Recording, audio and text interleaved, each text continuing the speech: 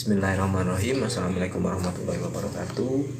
Salam budaya, salam rahayu, Om Swastiastu, salam kebajikan.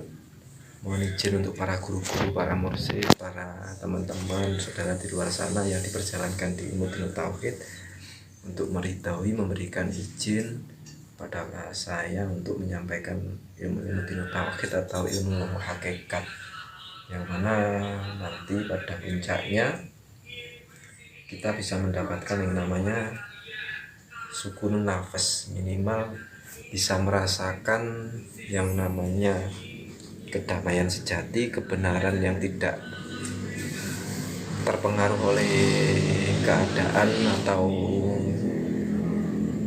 atau situasi eksternal di luar kita, minimal tidak terpengaruh dengan hal apapun di luar kita, yang mana kita sudah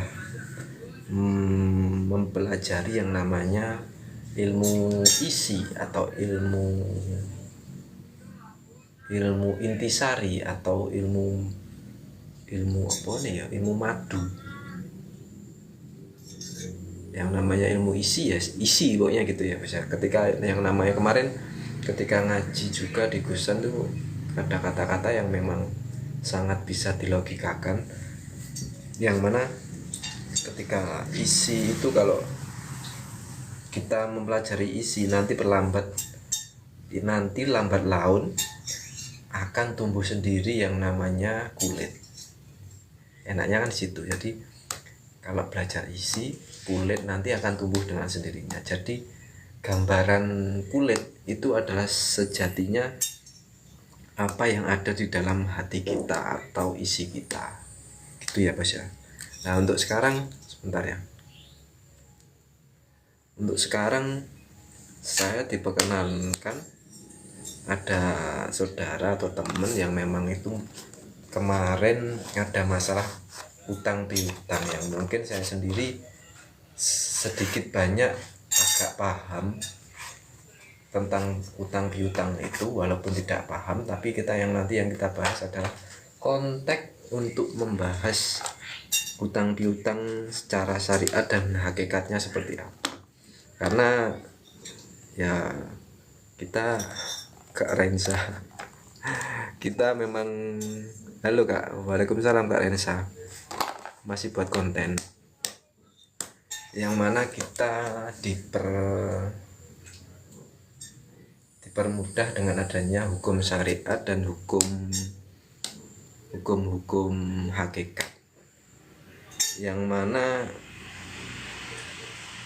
secara syariat, hukum syariat yang namanya hutang piutang itu pasti ada akad, yang mana akad itu pasti akan ada harapan yang mana harapan itu saat yang pihak menghutangi dan yang dihutangi pasti ada yang diinginkan atau yang diperoleh. Nah, makanya di sini jawabnya nanti kan harus ada jawaban syariat dan juga jawaban hakikat. Jadi serba repot ya, karena gini, yang saya tahu kemarin ini nanti konteksnya memang harus tetap konteksnya hutang piutang. Tapi yang saya tahu memang sebenarnya yang terjadi pada beliau itu sebenarnya kerjasama usaha, yang mana kerjasama usaha itu mengalami kebangkrutan.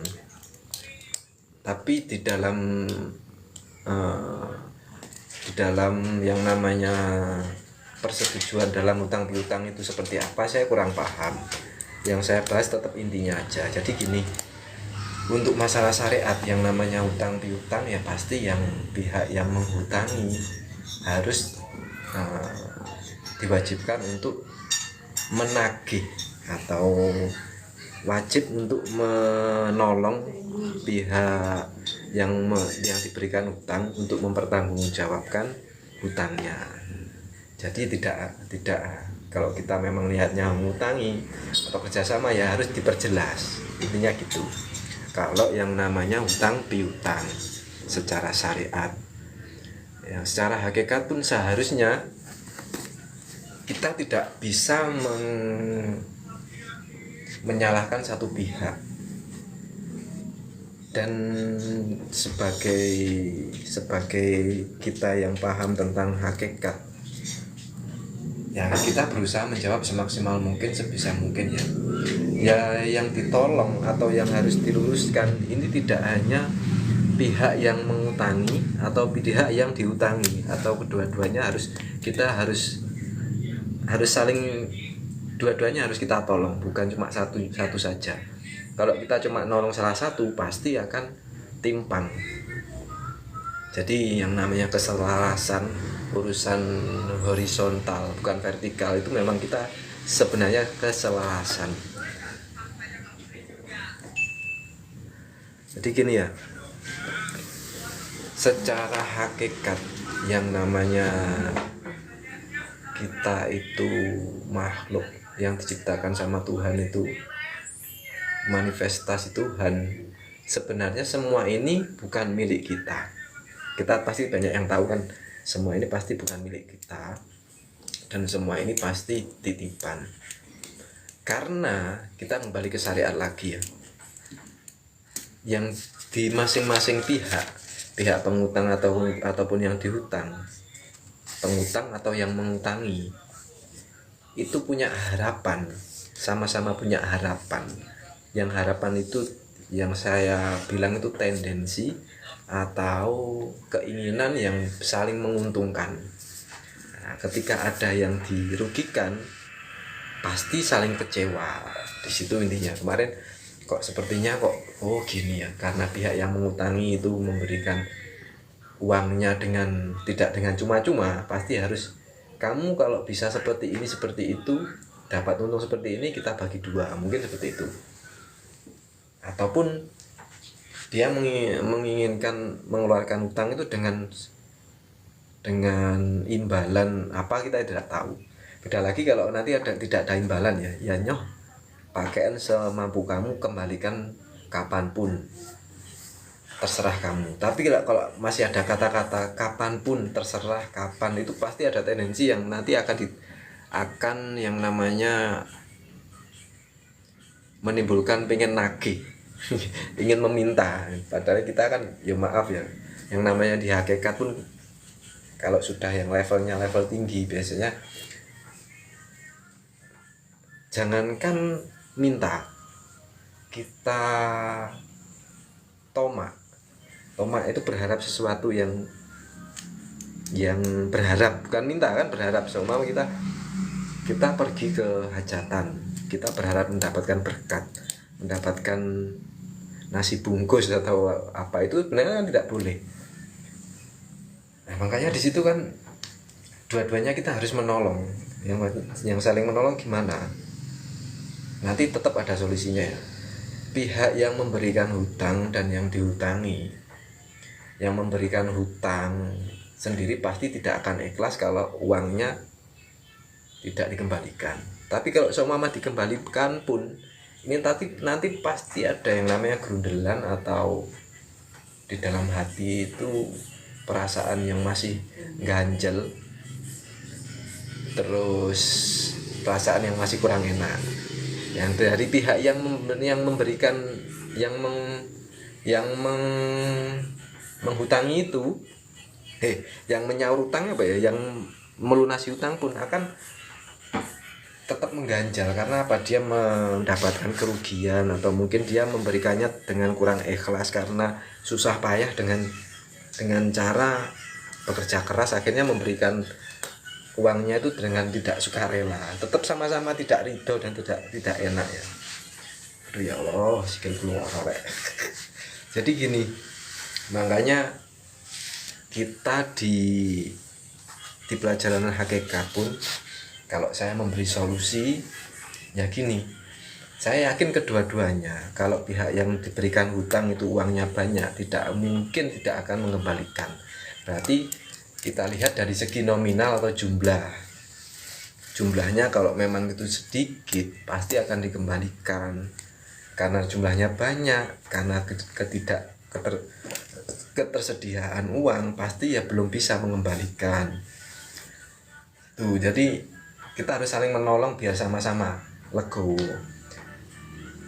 Kalau kacamata saya gini, semoga dari yang kedua-duanya itu tidak saling kaku atau tidak saling keras hati ya.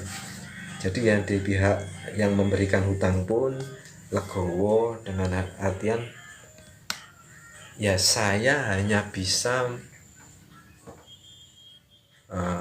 berharap, kalau sebenarnya berharap juga oleh tapi pindah ya bisa diikhlaskan, tapi ya kalau berharap kalau memang itu nanti tetap rezeki saya dan dikehendaki Anda udah punya uang banyak ya dikembalikan, kalau tidak ya mau gimana lagi, memang belum ada yang dikembalikan.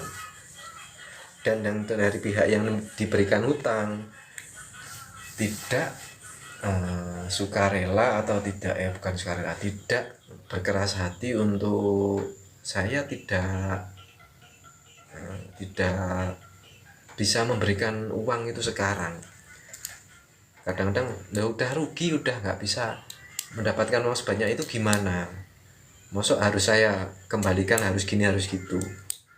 Dengan bersikukuh saya tidak akan mengembalikan ya, tidak juga gitu ya. Harus ada etikat baik untuk kalau saya ada uang, kalau ada rezeki udah banyak, atau minimal saya cicil sedikit demi sedikit, kalau ada pasti nanti ada solusi-solusi yang memang di situ solusinya sama-sama tidak saling memberatkan.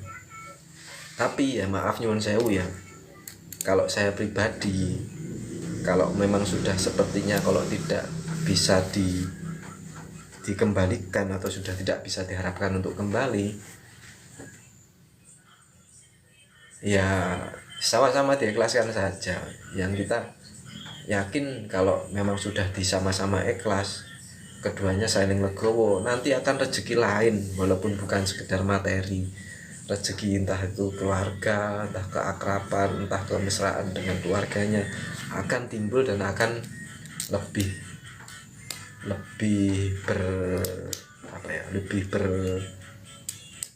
bermanfaat, lebih bermakna gitu. Nanti tapi saya memberikan apa ya,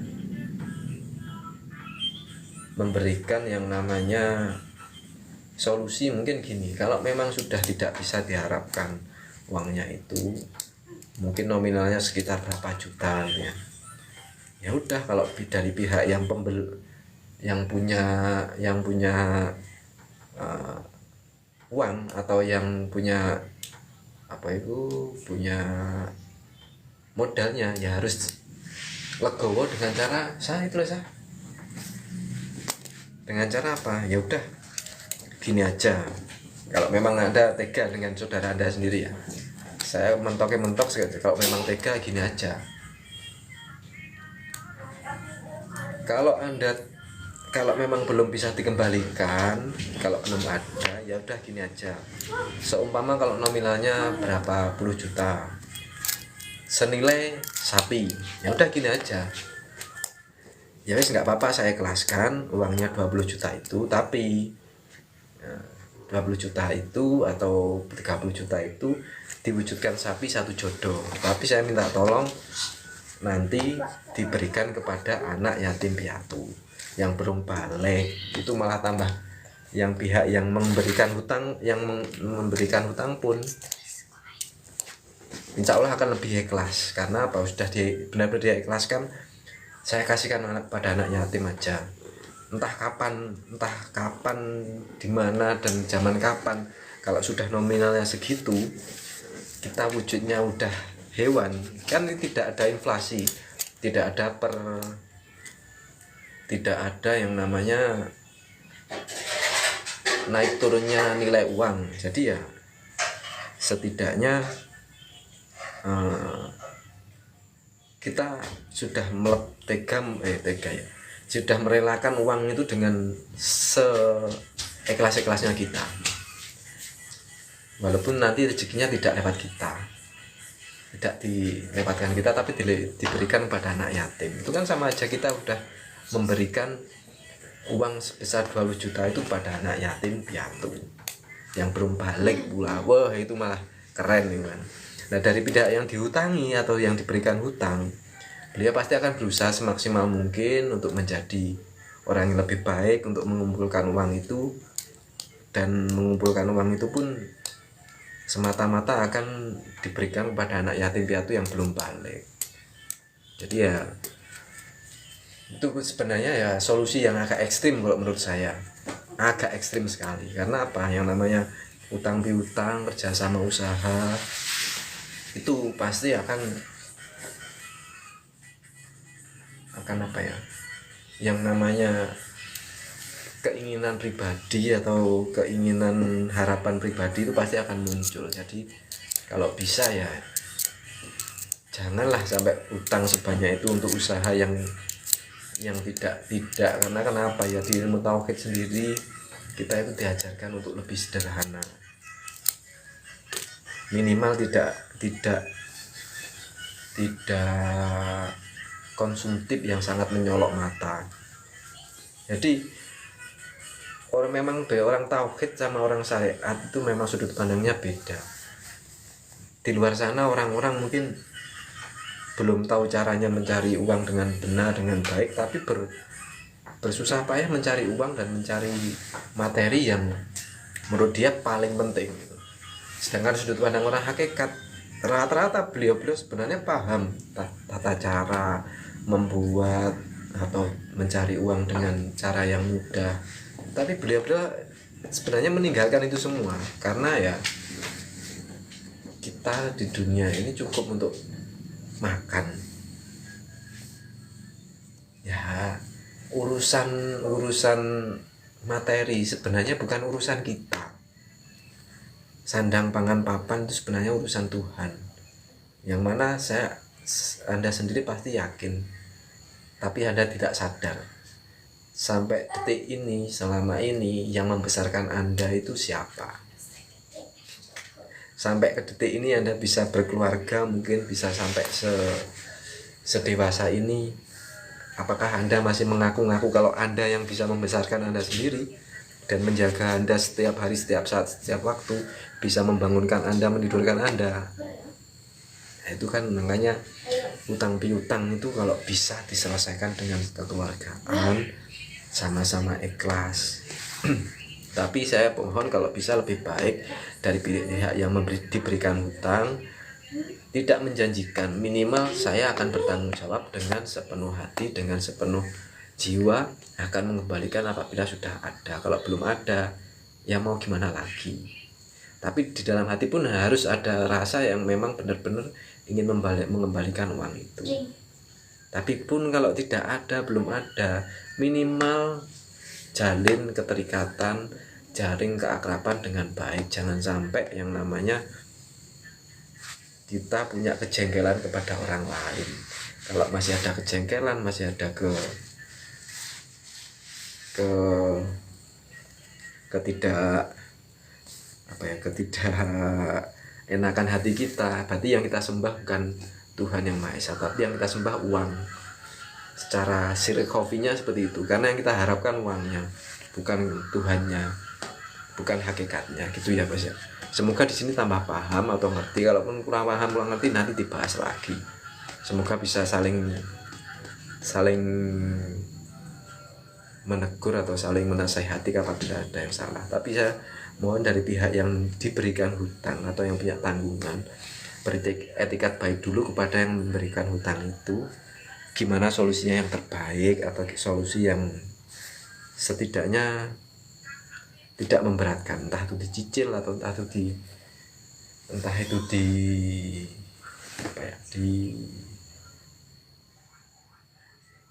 diikhlaskan, saya juga tidak tahu. Sementara gitu aja ya. Terima kasih banyak. Wassalamualaikum warahmatullahi wabarakatuh. Wah, terlalu panjang, nggak apa-apa ya, alhamdulillah. Terima kasih, maaf bos ya, Kak Nunung Nurmala, Kak Reinsa tadi bahasa apa ya? Aduh. Salam Rahayu Bowo. Kalau kacamata saya gini.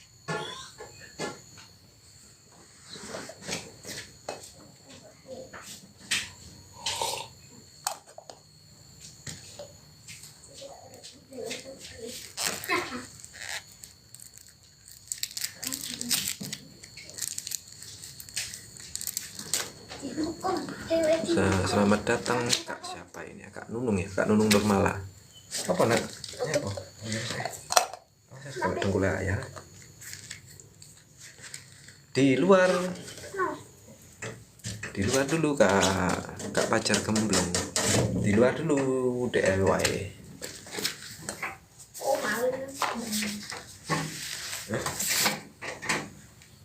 Siapa yang mau gorengan nak? Siapa yang mau gorengan? Dewa. Asmoros 123. Selamat datang, welcome Kak. Sing delok paling satu arepe nyaput. Kok kepo men mau pengen nopo kamu dari TikTok lho. Mau pengen dapat apa?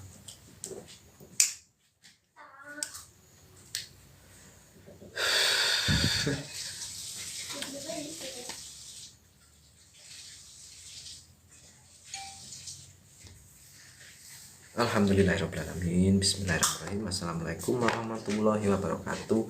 Salam budaya, salam kebajikan, Om Swastiastu, salam rahayu. Mohon izin untuk para guru-guru, para mursyid, para saudara-saudara di luar sana yang diperjalankan di ilmu dinul tauhid untuk meridhoi saya, untuk mengizinkan saya untuk menularkan kajian-kajian ilmu dinul tauhid secara akademis, secara mudah dipahami, biar kita sama-sama bisa belajar apa ilmu dinul tauhid dengan senyaman mungkin dan seenak mungkin ya. Karena ya namanya ilmu dinul tauhid ini memang tidak bisa dipindahkan, tidak bisa diwakilkan. Yang mana ilmu dinul tauhid ini harus dijalankan sendiri. Karena yang namanya kebenaran, ketenangan, kesejahteraan itu tidak bisa ditularkan. Contoh, saya senang, saya damai, saya sejahtera, rasanya seperti ini. Apakah saya bisa tularkan kepada Anda? Saya titipkan, saya pindahkan ke Anda? Kan tidak bisa. Jadi Anda sendiri yang harus menjalaninya. Jadi tidak bisa dipindahkan gitu ya Mas ya. Jadi gini, kemarin saya membahas masalah yang namanya, yang pertama la ilaha illallah, yang bisa membunuh kita tidak ada Tuhan selain Allah, yang sudah kenal. Yang konotasi monoteis. Oh iya, gini, maaf, kemarin itu kita bahas masalah la ilaha illallah. La ilaha illallah itu adalah, ini biasa umum, yang masih umumnya orang, tapi ada Tuhan selain Allah. Umum orang juga bisa, orang juga begini semuanya. Ini ya sudah kenal Allah dan mengakui Allah levelnya, tapi belum terlalu dekat. Kemarin yang itu yang apa namanya, la ilaha illallah. Terus naik lagi ke level sudah tidak lagi pakai kata-kata Allah, tapi la ilaha illahu. Sudah pakai la ilaha illahu. Kemarin sampai konotasi monoteis. Konotasi artinya makna tambahan atau asosiasi yang melekat pada sebuah kata atau ungkapan selain makna aslinya. Makna aslinya itu denotasi. Konotasi seringkali bersifat emosional atau subjektif dan berbeda-beda antara kelompok masyarakat. Monoteis artinya kepercayaan kepada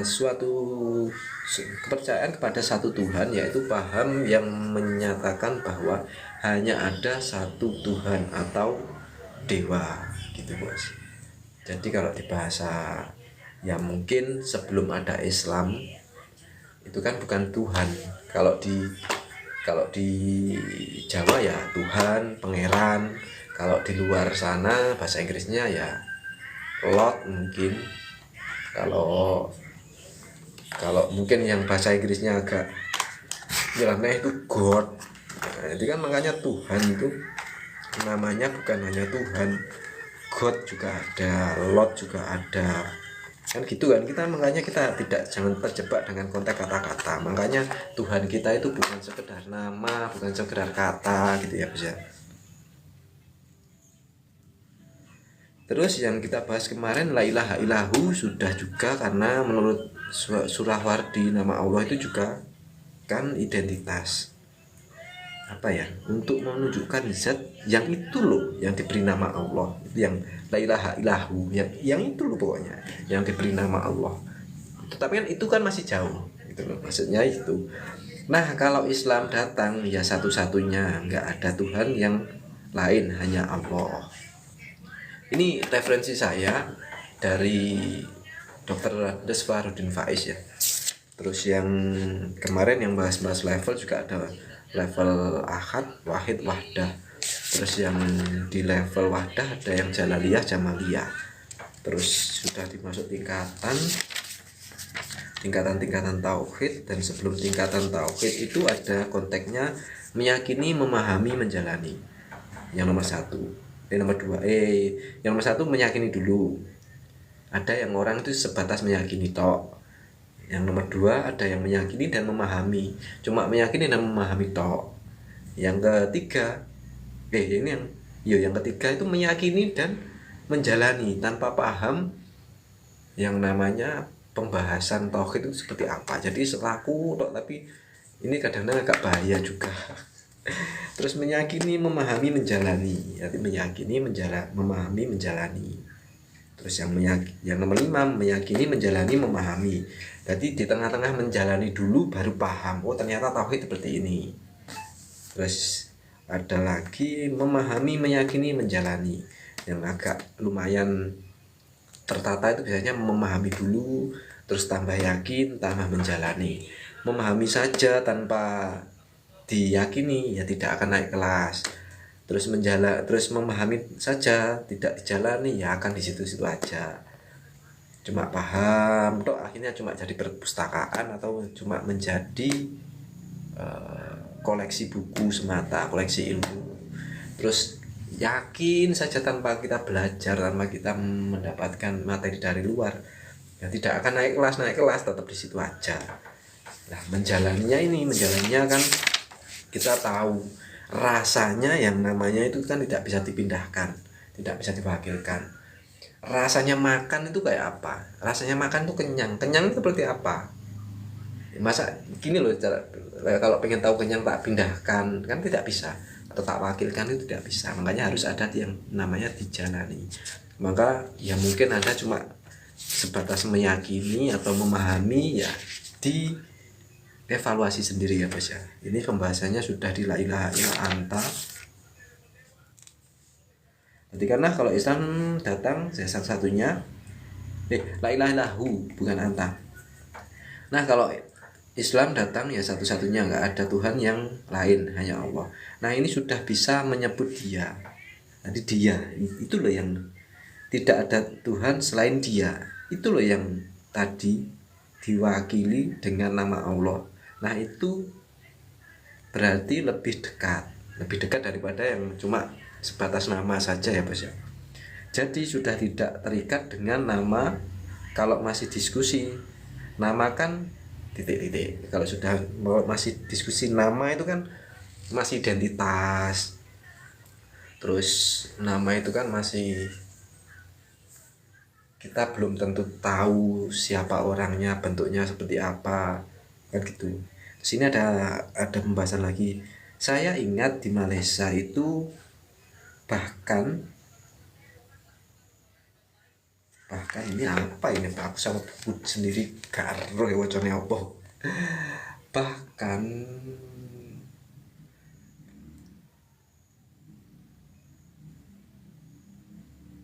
Bahkan nama Allah itu hak prerogatif Allah. Oh iya ya. Saya ingat di Malaysia itu bahkan nama Allah itu hak prerogatifnya orang Islam. Orang Nasrani tidak boleh jadi ribut dengan identitas. Jadi orang Islam harus Allah. Kalau orang Nasrani bilang Allah itu nggak boleh, harus Allah atau yang lainnya. Makanya masih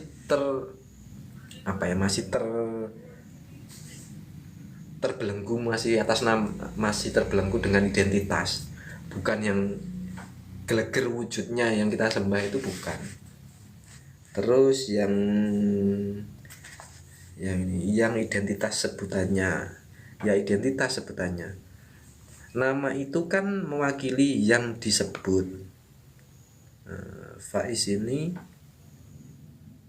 mewakili ini. Oh ya, maksudnya saya ini mewakili. Seumpama saya kan Sase atau Hahan ini mewakili ini, mewakili, hanya mewakili. Tapi kan Anda belum tentu tahu saya, kayak gitulah. Seumpama kita paling enak contohnya kan. Nah, bukan kalau lebih kenal dengan saya sudah tidak lagi memanggil nama. Jadi seumpama yang dimaksud ini kemarin, yang dimaksud Mas Fahrudin Faiz ini yang di Malaysia itu masih berdebat atau masih berkecimpung dengan identitas yang mana selain orang Islam itu tidak boleh menyebut Allah. Jadi orang Nasrani, orang Hindu, orang Kejawen atau orang mana itu harus menyebutnya selain Allah, Allah atau siapa. Jadi terus Mas Fahrudin Faiz sendiri bilang yang dinamakan Hahan itu ini loh, yang ada di sini. Tapi kan Anda belum tentu, nggak bisa menyebutkan Hahan itu yang mana. Ini kalau menunjuk ini kan ini mata. Kalau ini semuanya, ini kan badan, kan bingung Anda di situ. Terus di sini makanya akal tidak akan bisa menampung dengan yang namanya ilmu hakikat ini. Harus kita rasakan. Kalau kita menunjuk ini loh, ini kan sama menunjuk ini baju, ini dada. Makanya kan kita tidak bisa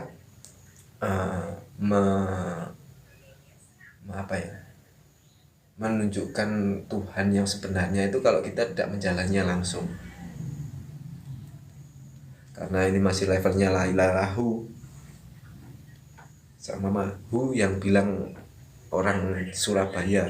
Ahan itu orangnya yang seperti itu loh, yang di sana itu loh. Ini kan masih Hu, tapi kan belum tahu wujudnya seperti apa. Terus sudah la ilaha illallah, la ilaha illahu. Jadi kalau ketika Anda sudah mengenal saya, yang dimaksud ini tadi ya, kalau sudah mengenal Hahan, gak perlu dipanggil Hahan, kadang dipanggil ayah, kadang dipanggil Pak, kadang dipanggil Pak Lek, kadang cuma hey, kadang bro, kadang guys. Itu kan udah kedekatannya udah mulai dekat banget. Jadi Tuhan sendiri sebenarnya tidak ingin Anda cuma mengenal namanya saja, tapi mengenal wujud sejatinya dan gelegernya, dan laisa kamitslihi syai'un, itulah intinya.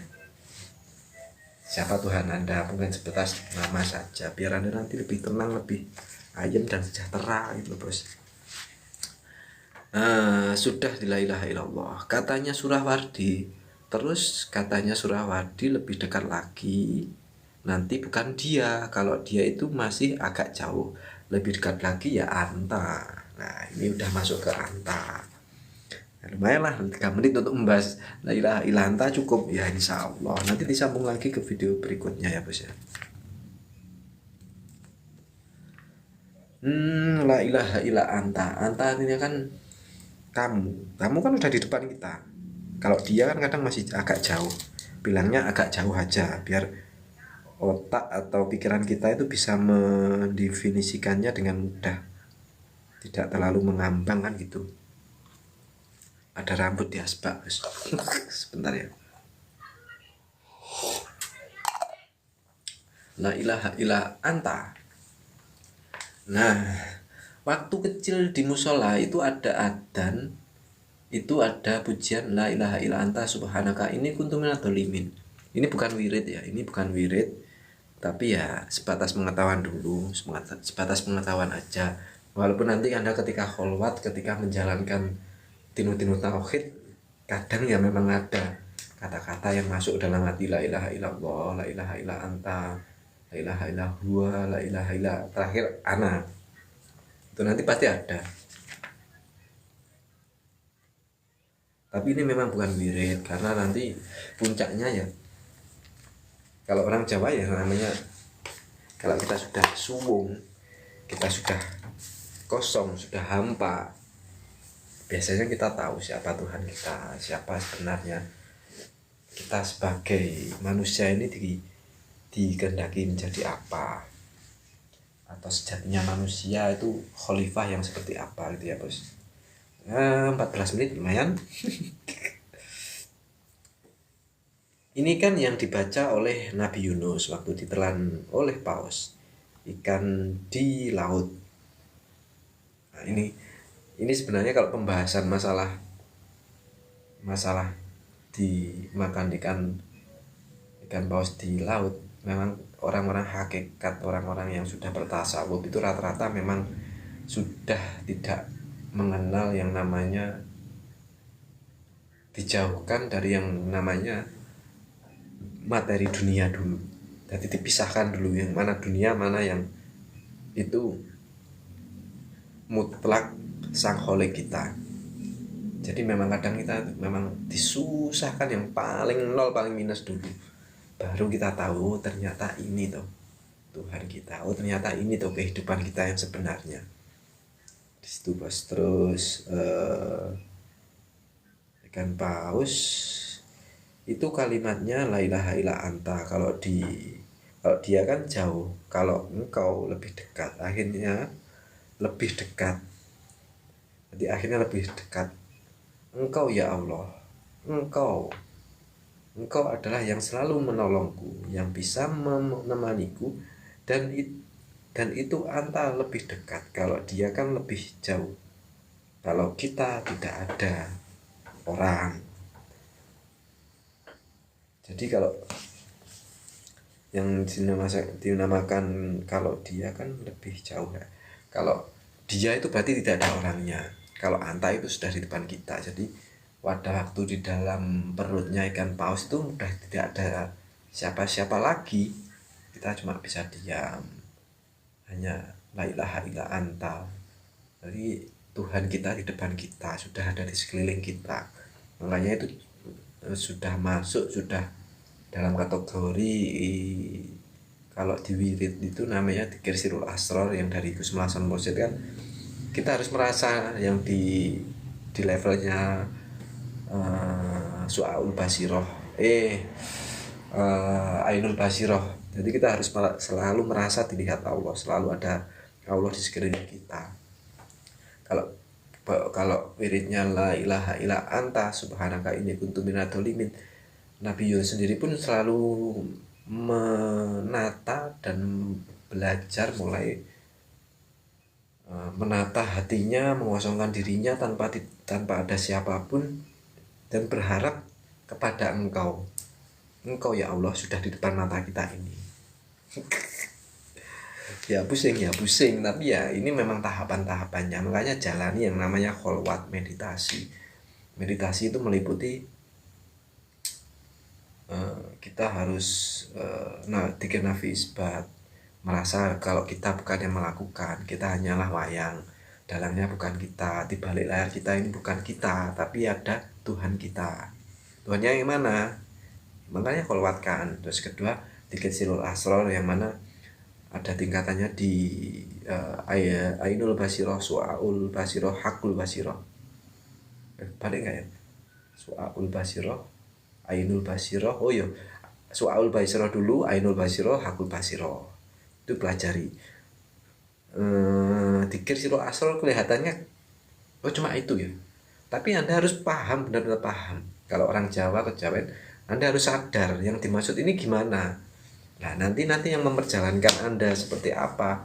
Ya Allah sendiri, dengan lewat dikir-dikir, dengan lewat kholwat Anda. Anda setiap hari selalu berpikir seperti itu, dzikir sirul asrar itu, Anda akan ujung-ujungnya akan menemukan yang namanya Tuhan Anda sendiri. Oh, udah 18 menit. Ya udah, terima kasih. Kita lanjut lagi setelah video ini ya, guys ya. Wassalamualaikum warahmatullahi wabarakatuh.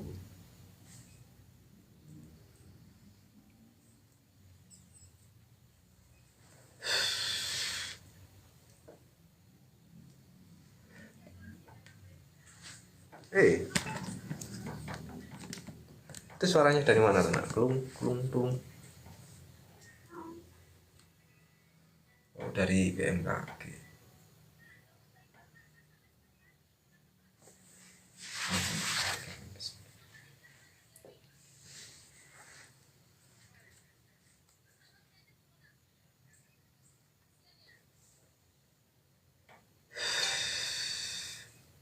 Bismillahirrahmanirrahim. Alhamdulillah. Assalamualaikum warahmatullahi wabarakatuh. Salam budaya, salam rahayu, Om Swastiastu, salam kebajikan, mohon izin untuk para guru-guru, para mursyid, para saudara di luar sana, saudara-saudara kita di luar sana yang diperjalankan di ilmu dinut tauhid untuk selalu meridhoi dan mengizinkan saya menyampaikan apa yaitu ilmu dinut tauhid melalui metode yang akademis, yang mudah dipahami dan yang lebih dijabarkan dengan mudah dengan metode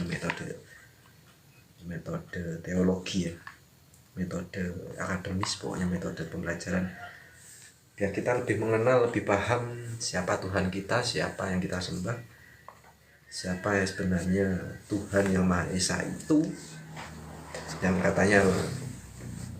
katanya ini wajah tuh wajah, iya, wajahku dan wajah Tuhan itu sudah berhadapan.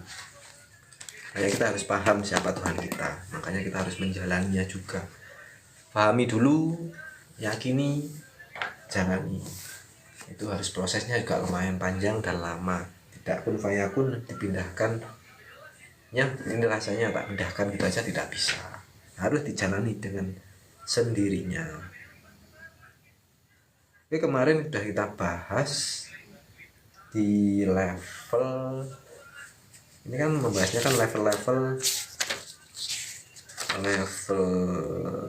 tingkatan tauhid, la ilaha illallah, la ilaha la ilaha illa huwa, la ilaha illa anta, la ilaha illa ana.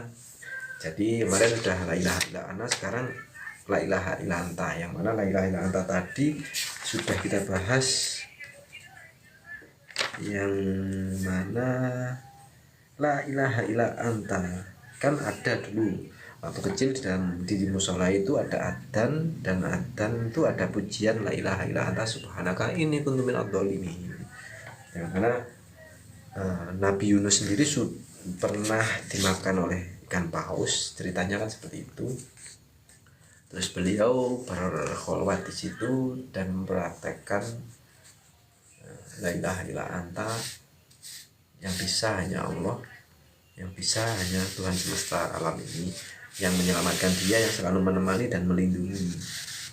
Walaupun secara, kalau Anda tidak bisa menalar atau memikirkan atau melogikakan apakah benar dimakan ikan paus, entah itu benar entah itu tidak, kalau Anda tidak percaya, ya minimal mungkin itu kalau kata-kata itu kata-kata atau cerita itu cerita sanepan atau kinayah atau bahasanya itu apa ya, bahasa kinayah, bahasa sanepan, bahasa perumpamaan ya.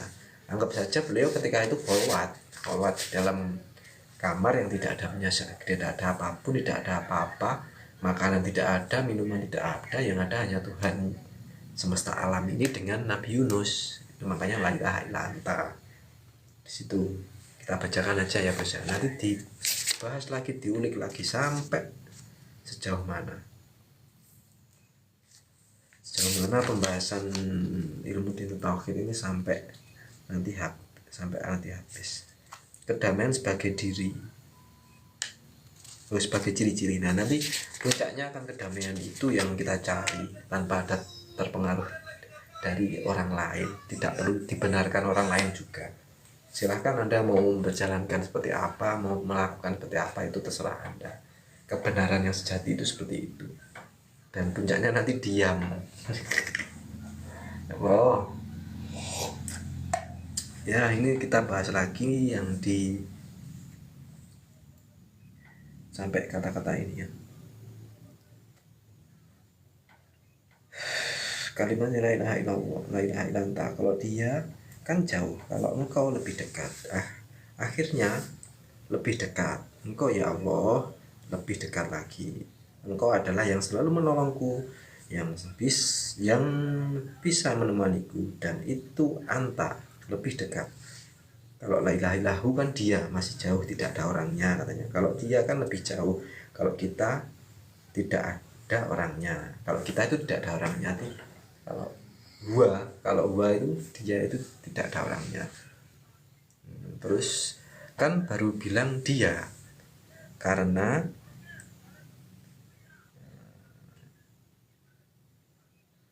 dia agak jauh, tidak di depan kita, kan baru bilang dia agak jauh.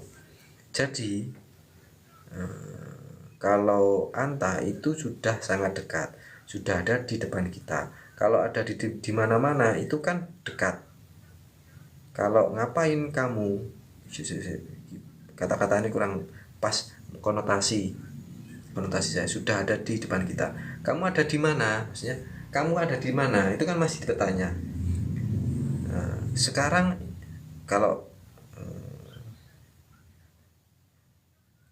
itu kan dekat. Kamu ngapain sekarang? Itu kan dekat daripada hu. Kamu ngapain sekarang? Itu kan lebih dekat. Jadi kalau udah la ilaha illa anta, kamu itu kan dari kan kamu ada di mana. Terus ini kan kamu ngapain sekarang? Itu kan masih udah depan kita. La ilaha illa anta itu masih, itu udah di depan kita. Tapi kalau konteksnya ahad, wahid, wahdah itu adalah kesatuan. Kalau buat manusia ahad itu adalah satu, sudah tunggal. Itu nanti beda lagi. Ini kan tingkatan-tingkatan kita ya, tingkatan tauhid ya. Jadi kedekatan yang lebih dekat lagi anta. Jadi anta itu lebih dekat. Jadi kita selalu merasa Allah itu di depan kita, di samping kita, di belakang kita. Terus yang keempat, ini lebih dekat lagi. Ini kayak orang-orang kalimatnya agak trik. La ilaha illana. Kalimatnya la ilaha illana itu agak trik, agak mengecoh. Nah, yang saya pahami ya, kita ya karena saya sendiri dulu juga memang di levelnya di situ, levelnya di level kita pasti akan bertahap ya. Yang dimaksud la ilaha illana itu biasanya untuk orang awam, orang syariat itu ya merasa kalau kita itu la ilaha illana, tidak ada selain kita, tapi tidak dinafi isbatkan. Jadi yang dikedepankan adalah nafsunya. La ilaha illa anta, la ilaha illa ana, merasa kalau kita itu sudah seperti Tuhan. Bukan seperti itu maksudnya. Makanya ini yang dimaksud trik itu ya ini.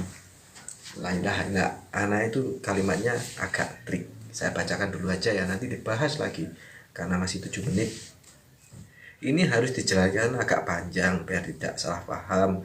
Dan saya bilang tadi jangan diucapkan ya, ini bukan wirid, ini simbol kedekatan kita kepada Tuhan ya.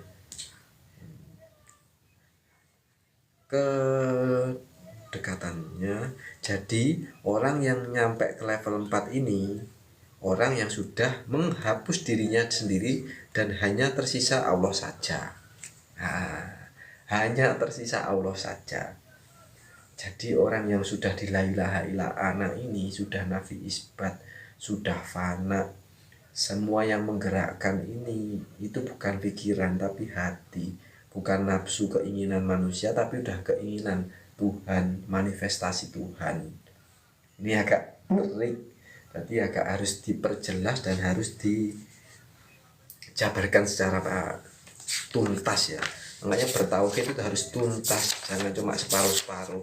Anda mau bertauhid, ketika bertauhid ternyata ada pekerjaan ini itu yang memang udah kehendak Allah seperti itu, mau gimana lagi. Tapi setidaknya terus ingin tahu, terus belajar memahami, terus biar tambah yakin dan dijalani dengan cara berkholwat, bermeditasi dan lain-lain. Itu ada tahapannya ya, karena ini membahasnya tentang metode yang mudah dipahami ya, kita harus membaca.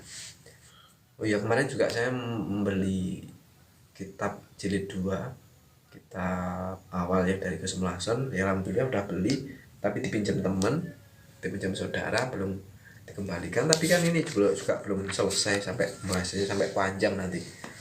Untuk yang di apa namanya, di ini loh, di pembahasan yang akademis, pembahasan yang mudah dipahami. Saya bacakan lagi. Bismillahirrahmanirrahim. Sudah menghapus dirinya sendiri. Nanti ilustrasi atau ada kaki gua agak sakit bos. Nanti gini loh, intinya kayak seperti ini. Pasti ada pembahasannya. Seumpama Anda sudah sayang banget, seneng banget sama seseorang. Ketika bangun tidur kan yang Anda ingat siapa? Kan pasti yang Anda sayang. Bangun tidur, oh pacarku lagi ngapain ya? Anakku lagi ngapain ya? Orang tuaku lagi ngapain ya? Dia udah tidak tahu seorang dia itu jadi apa, dia itu siapa udah tidak tahu. Itu menafi isbatkan seperti itu. Ketika diperintah yang udah bangun, udah makan, makannya itu, bangunnya itu yang membangunkan ya. Ya si dia itu kan makannya udah fana, istilahnya udah gendeng, udah gila dengan yang namanya Tuhan yang sejati itu. Makanya yang dinamakan sudah memfanakan diri. Ini ilustrasinya lebih dekat, mudahnya gini ya. Ini contohnya ya. Makanya saya bacakan contohnya. Mungkin bayangkan saja kita dulu waktu jatuh cinta ya kan. Lah kalau dulu waktu kita jatuh cinta itu kan yang ada di pikiran kita, di hati kita sehari-hari, kita kan hanya yang kita cintai, bukan akunya, bukan aku. Jadi akunya sudah tidak ada. Jadi ketika yang dipikirkan dok, yang kita cintai, makanya kita kayak udah la ilaha illa ana, itu sudah yang kita cintai, yang kita setiap hari dari kecil mulai bayi sampai sebesar ini yang merawat kita kan Tuhan semesta alam ini, Tuhan yang Maha Esa yang tunggal itu. Jadi udah difanakan, sudah belajar ilmu fana, ilmu dikenafi isbat yang tidak ngaku-ngaku kalau kita yang melakukan. Minum ya bukan kita yang minum, makan bukan kita yang makan. Itu makanya yang la ilaha illallah di situ. Yang dipikirkan yang kita cintai, yang sudah berpuluh-puluh tahun, yang sampai dulu sampai sekarang itu yang merawat kita ini siapa kan, akhirnya yang kita kedepankan itu Tuhan kita yang kita cintai itu, bukan anak kita pribadi. Ini maksudnya ilustrasinya seperti itu, contoh yang paling gampang, walaupun sebenarnya tidak bisa dicontohkan dengan semudah itu, harus dijalani sendiri biar paham nanti kita tuh sebagai manifestasi Tuhan itu seperti apa sejatinya gitu ya bos. Bangun pagi ngambil HP, yang teringat yang ditanya siapa dia, sedang ngapain, sudah bangun belum, mau tidur aja, say hello dulu, tidur yuk, miss you. Jadi itu kan, ini ilustrasinya sangat mudah dipahami. Miss you tuh, matiin dulu dong. Enggak, kamu dulu dong, gini dulu. Sampai segitunya kita kalau sudah sayang sama Tuhan kita, kalau kita sudah la ilaha illa anta, jadi udah fana. Itu makanya kalimatnya la ilaha illa anta itu sangat trik. Dan kalau udah di level ini ya harus orangnya harus menjalaninya sendiri, tidak bisa diwakilkan atau dipindahkan. Dengan cara apa ya? Berkholwat. Makanya kalau udah berkholwat tanpa ada keyakinan, ya Anda pasti takut nanti terjadi apa-apa. Terus Anda tidak paham ilmu tauhid, ya Anda pasti akan bingung. Oh cuma gini tuh bermeditasi. Jadi ya kita harus punya pedoman tiga itu, memahami, meyakini, menjalani gitu. Tapi dia kalau saya beliin baju ini pasti seneng. Nah, sama Gusti Allah Tuhan kita, kalau kita mengabdi, kita berserah diri, kita mengabdikan diri kita ini kepada Tuhan kita, mau diapain aja, manut samina wa ta'na samaan wa ta'atan, itu kan udah tidak ada kita kan gitu. Ilustrasinya seperti itu. Wah, warung juga begitu. Wah, ini dia suka loh kalau lauknya kayak gini. Yang dikedepankan yang kita cintai, yang dikedepankan yang kita sayangi. Diajak ke warung, kira-kira warungnya yang mana ya? Oh, dia sukanya seafood, ke seafood. Padahal kita nggak suka seafood, kadang nanti dipaksakan seperti itu. Itu kalau memang sudah cinta dengan Tuhan sampai levelnya la ilaha illa ana. Jadi yang ada di pikirannya hanya dia, maka aku hilang. Jadi aku sudah tidak ada, yang ada hanya dia, yang dia sedia tadi ya. Kalau di dalam tauhid ya laisa kamitslihi syai'un ya. Makanya di situ nanti semuanya kalau sudah dia yang mengatur, sudah keyakinannya mantap, ya kita akan mencapai yang namanya sukunun nafas nanti. Sangar ini. Tinggal Tuhan saja. Jadi gak ada, kalau kita sudah hilang ya tinggal Tuhan saja. Manifestasi kita sudah sempurna. Khalifah kita sudah sempurna. Pokoknya Gusti Allah tok, gak enak liyane. Yang itu nanti yang dinamakan keahatan. Jadi Anda nanti bisa mengilustrasikan sendiri la ilaha illa ana itu seperti apa di dalam hati Anda sendiri. Ilustrasi yang macam-macam itu tidak bisa menggambarkan, lebih indah dari itu. Maka di situ Allah harus terus menjelma jadi anak. Maksudnya ketika kita sudah tidak ada yang namanya la ilaha illa ana, kita itu sudah fana, kita itu sudah tidak ada, dan kita akan yang namanya suka loh kalau lauknya gini. Jadi yang ada dalam pikirannya hanya dia, maka aku hilang, yang ada hanya dia. Dia siapa? Tinggal Tuhan saja. Maka disitulah Allah harus menjelma menjadi anak. Tidak ada Tuhan selain Allah, menjelma menjadi la ilaha illa ana. Karena kita sudah fana. Semuanya yang kita punya itu la ilaha illa ana. Saya udah gak ada. Semua yang kita perjalankan, kita lakukan itu karena Allah. Itu makanya kalimat ini sangat trik dan sangat-sangat mengandung yang namanya ya gampang terkecoh. Kadang orang itu sok-sokan istilahnya, ya maaf, berhubung saya la ilaha illallah, saya gini aja, gak punya rasa takut, tapi dia tidak mempunyai pedoman yang namanya dzikir nafi isbat dan dzikir siru asror. Itu makanya harus dipegang dengan baik, dipegang dengan semampunya, sebisanya, jangan sampai lepas. Yang namanya tali langsung, keterikat langsung dengan Tuhan yang Maha Esa. Sementara itu dulu ya, terima kasih banyak. Nanti dilanjut lagi, masih banyak materinya, biar tidak rancu, tidak amburadul, biar sampai tuntas ya bos. Terima kasih banyak. Wassalamualaikum warahmatullahi wabarakatuh. Halo kak, kak siapa ya, kak botol Yakul, terus kak Denny, welcome ya bos. Alhamdulillahirobbilalamin. Alhamdulillah ya Allah. Bismillahirrahmanirrahim. Alhamdulillahirrahmanirrahim. Bismillahirrahmanirrahim. Assalamualaikum warahmatullahi wabarakatuh. Salam rahayu, salam budaya, Om Swastiastu, salam kebajikan. Mohon izin untuk para guru-guru, para mursyid, para saudara-saudara di luar sana yang diperjalankan oleh Allah di ilmu dinul tauhid, untuk meridhoi, untuk memberikan izin kepada saya untuk menularkan apa itu yang namanya ilmu dinul tauhid, yang mana ilmu dinul tauhid nanti puncaknya kita akan menjadi, atau puncaknya sukunun nafas, yaitu tenang, damai, sejahtera,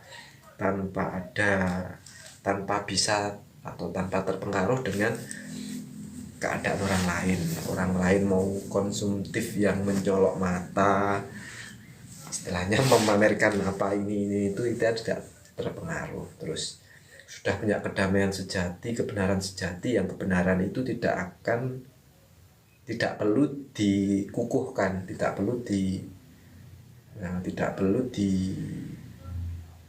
dipertanyakan pada orang lain. Aku benar apa enggak? Udah punya kebenaran yang sejati, yang kebenaran itu memang hakul yakin mutlak dari Sang Kholik. Dan kedamaiannya pun kedamaian yang sejati, yang kedamaiannya tidak bisa diutarakan dengan kata-kata, walaupun nanti tetap bisa diilustrasikan dengan metode-metode akademis atau metode pembelajaran secara pembelajaran secara mudah dipahami gitu ya bos ya. Sebentar, tak ngopi dulu bos. Alhamdulillah. Yang kemarin sudah saya saya bicarakan yang masalah metode-metode tauhid. Metodenya ada yang meyakini, sebatas meyakini, yang nomor 2 meyakini menjalani, meyakini memahami, meyakini menjalani, nomor 3, nomor 4 meyakini memahami menjalani. Terus nomor 5 meyakini menjalani memahami, nomor 6 memahami meyakini dan menjalani. Ini sudah saya bahas. Yang kedua sudah di levelnya ini menghayati, lewat penghayatan. Allah tuh lewat penghayatan di level ahad, wahid dan wahdah. Yang mana wahdah nanti juga ada 2, yaitu sifat jalaliyah dan jamaliyah. Sifat jalaliyah adalah sifat yang Allah itu serba keagungan, dan jamaliyah keindahan. Gunung indah itu jamaliyah, ketika meletus dewar itu manifestasi Tuhan yang bersifat keagungan. Terus tadi membahas lagi tentang la ilaha illa ana, tingkatan tauhid. La ilaha illallah, la ilaha illa huwa, la ilaha illa anta, la ilaha illa ana, dan la ilaha illa ana yang tok nana. Itu tingkatan tauhid. Itu hanya bisa dihayati dengan diri sendiri. Dan maaf, ini tidak bisa dipindahkan atau diwakilkan. Ini harus dijalaninya secara pribadi, dijalani diri sendiri, dijalani secara pribadi. Tidak bisa rasanya mangan enak itu piye yo. Ya Anda harus makan. Kalau tahu rasanya enak, rasanya kenyang, ya harus makan sendiri. Tidak bisa ditularkan dan dipindahkan. Terus tadi sudah la ilaha illa ana, yang mana la ilaha illa ana itu kalimatnya sangat trik dan sangat mengecoh. Makanya kita harus tahu yang namanya memfanakan diri, namanya tiga nafi isbat. Dan harus tahu sifat Allah itu ada 20 yang wajib kita ketahui. Wujud kita mbako, jadi Allah itu wujud. Terus kita mbako itu ada 20 harus diketahui. Sifat muhal Gusti Allah atau Tuhan kita itu ya Adam, kudus, fana. Tidak mungkin Allah itu tidak wujud atau Adam itu. Dan terakhir harus tahu sifat jaisnya Allah. Sifat jaisnya Allah itu adalah sak karepe dhewe, semaunya gitu ya Bos ya. Dan ini kemarin sudah sampai tadi sudah sampai yang namanya la ilaha illa ana, yang mana kalimatnya itu sangat trik. Saya bacakan lagi biar mudah karena masih 4 menit. Ini harus dijelaskan ya, agak panjang biar tidak salah paham. Dan saya bilang ini jangan diucapkan, ini bukan wirid, ini simbol kedekatan. Simbol ya Bos ya, ini simbol kedekatan. Yang mana simbol kedekatan itu, jadi orang nyampe level 4 ini orangnya sudah menghapus dirinya sendiri dan hanya tersisa Allah saja. Apa nak? Kok kunceng paling. Terus ilustrasinya lebih mudahnya begini. Mungkin bayangkan saja kita dulu waktu jatuh cinta lah. Kalau dulu waktu kita jatuh cinta, itu kan yang ada di pikiran kita, di hati kita sehari-hari, kita kan hanya yang kita cintai, bukan aku yang ini, tapi yang dipikirkan adalah yang kita cintai. Kita sudah tidak ada, aku sudah tidak ada. Maksudnya la ilaha illa anta itu aku sudah tidak ada. Bangun pagi ambil HP, yang teringat yang ditanya siapa dia, yang ditanya siapa, dia sedang ngapain, sudah bangun belum, mau tidur aja saya hello dulu tuh, tidur yuk, mau miss you tuh, matiin dulu dong, sampai kita udur-uduran matiin dulu gitu. Itu la ilaha illa ana itu memang sudah kita tidak ada, sudah menomorsatukan Tuhan. Terus yang kita sudah gak memikirkan kita seperti apa, wa alam wis sami'na wa ta'na, wis sam'an wa ta'atan. Nah, orang kenceng loh, gak denger kok.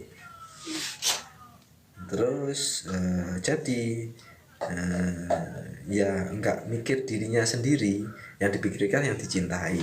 La ilaha illa ana itu ilustrasinya seperti itu. Jalan-jalan ke mall, lihat jajaran baju, tidak dipikirkan bajuku, tapi bajunya yang kita cintai. Tapi dia kalau saya beliin baju ini pasti seneng. Warung juga begitu. Wah, ini dia suka loh kalau lauknya kayak gini, jadi yang ada di pikirannya hanya dia, maka aku hilang, yang ada hanya dia, tinggal Tuhan saja, gitu loh bos maksudnya ya. Jadi nggak ada yang namanya eh, kita itu sudah fana, wis nggak ada wis. Contoh ya, kita kalau sudah berkeluarga pun ya kita ya sami nawatokna semanudok, yang namanya kita pada keluarga ya mengabdi, kita kedudukannya ya wis nggak ada di seluruh istri wis, monggo di seluruh anak ya nggih, walaupun kita tahapan belajarnya mungkin agak jengkel, agak mangkel. Ya seperti itulah kira-kira. Oh ya, terima kasih untuk Kak Denny, untuk apa namanya ini, mawalnya dan lain-lainnya. Terus welcome untuk Kak Alvin Gembur 25, selamat bergabung. Maaf ya bos, sambil nge-live biar enak. Terus ini di level yang Ana tadi, jadi ananya itu bukan Ana tapi Allah. Jadi udah bukan saya, bukan tidak ngaku, udah nggak ngaku-ngaku, tapi ananya Allah. Yang disebut di bahasa kamus itu adalah manifestasi Tuhan. Tidak ada Tuhan selain Allah, menjelma jadi la ilaha illa ana. Jadi itu tidak menunjuk diriku, tapi ya karena yang ada di pikiranku, di hatiku, di dalam diriku hanya Allah saja. Allah saja. Jadi ini sudah tidak ada, sudah fana. Jadi sudah tidak menunjuk diriku, sudah tidak ngaku-ngaku kalau bahasanya orang yang sudah ya mungkin sudah bermakrifat dengan cara penyampaian secara dakwah kan seperti itu. Makanya ini tauhid ini agak rempong ini bos, harus dijelaskan secara perinci. Maka la ilaha illallah level tingkatan keempat, dan puncaknya ini lebih puncak lagi ya. Ternyata tadi sudah jatuh cinta sampai dirinya hilang. Puncaknya adalah asiknya la ilaha illallah tadi ternyata indah. Kalau hidup ini semua pengendalinya adalah Allah. Semua pengendali, semua yang menghendaki, semua yang mengontrol itu adalah Tuhan atau Allah yang Esa. Jadi hidup kamu akan suwante, enak, anteng, tidak ada rasa kekhawatiran ya di situ. Kan enak kalau secara akademis, secara metode yang sering kita pelajari dari kecil, kita harus belajar, harus membaca buku yang mudah dipahami. Walaupun perlu diingat, pikiran itu hanya terminal, hanya transit sebentar lalu masukkan ke dalam hati dengan cara dikholwatkan, meditasi. Sebenarnya gimana sih? Tapi jangan terlalu saya harus gini. Kita harus mengalir seperti air, tidak boleh memaksakan kehendak. Kalau memaksakan kehendak itu namanya masih ngaku-ngaku gitu loh bos. Semoga tambah paham ya bos ya. Ini nanti tak upload kapan ya gak ru ya rek yo. Wa alam ya, sak peduk-peduke sak mari-marine ya, sak tutuk-tutuke. Terus lagi tadi, maka la ilaha illallah lebih hafal ini hilang. Puncaknya ada asiknya la ilaha illallah, pengontrolnya, pengendalinya adalah Allah. Keinginan kita adalah keinginan Allah. Nah, sama seperti tadi video sebelumnya saya kan bilang keinginan kita adalah keinginan Allah. Ayo, ini kalau nggak dijalani nggak bisa bos, nggak bisa, nggak dipindahkan, nggak bisa. Makanya bertauhid itu indah banget bos. Sangat disayangkan kalau Anda tidak bertauhid. Yang kita ucapkan adalah kalimat-kalimat Allah. Kalau kita berjalan kakinya Allah. Kalau kita dalam secara kias, kalau kita lakukan sesuatu tangannya tangan Allah. Jadi biasanya seperti itu bos. Saya lanjutkan lagi ya pembahasannya. Dan seterusnya dan seterusnya. Itu rasanya adalah rasa yang tertinggi. Ini rasanya apa? Tidak terungkapkan kata-kata. Sudah keengkauan dan keakuannya, kediaannya itu masih representasi ya. Kalau sudah puncak, sudah tidak ngomong lagi, sudah diam.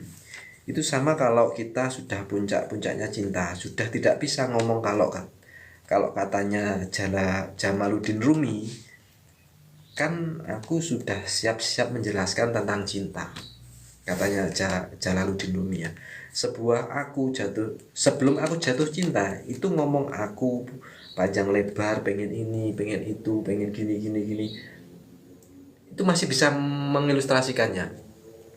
Tapi ketika cinta begitu, ngomong aku panjang lebar tentang cinta, begitu jatuh cinta beneran sudah kata-kata sudah tidak ada atau tidak bisa mewakili, sudah, maka jadinya diam.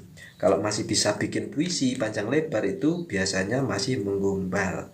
Tapi kalau sudah tidak bisa ngomong, bisanya hanya mengekspresikannya, rasa cinta itu padamu sudah kata-kata tidak bisa mewakilkan lagi.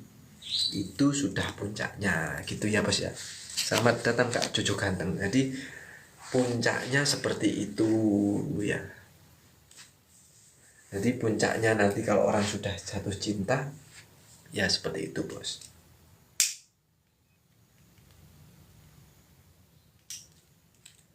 Nah, kita harus menjelaskan dengan secara perinci kesimpulannya tadi, semoga dipahami ya.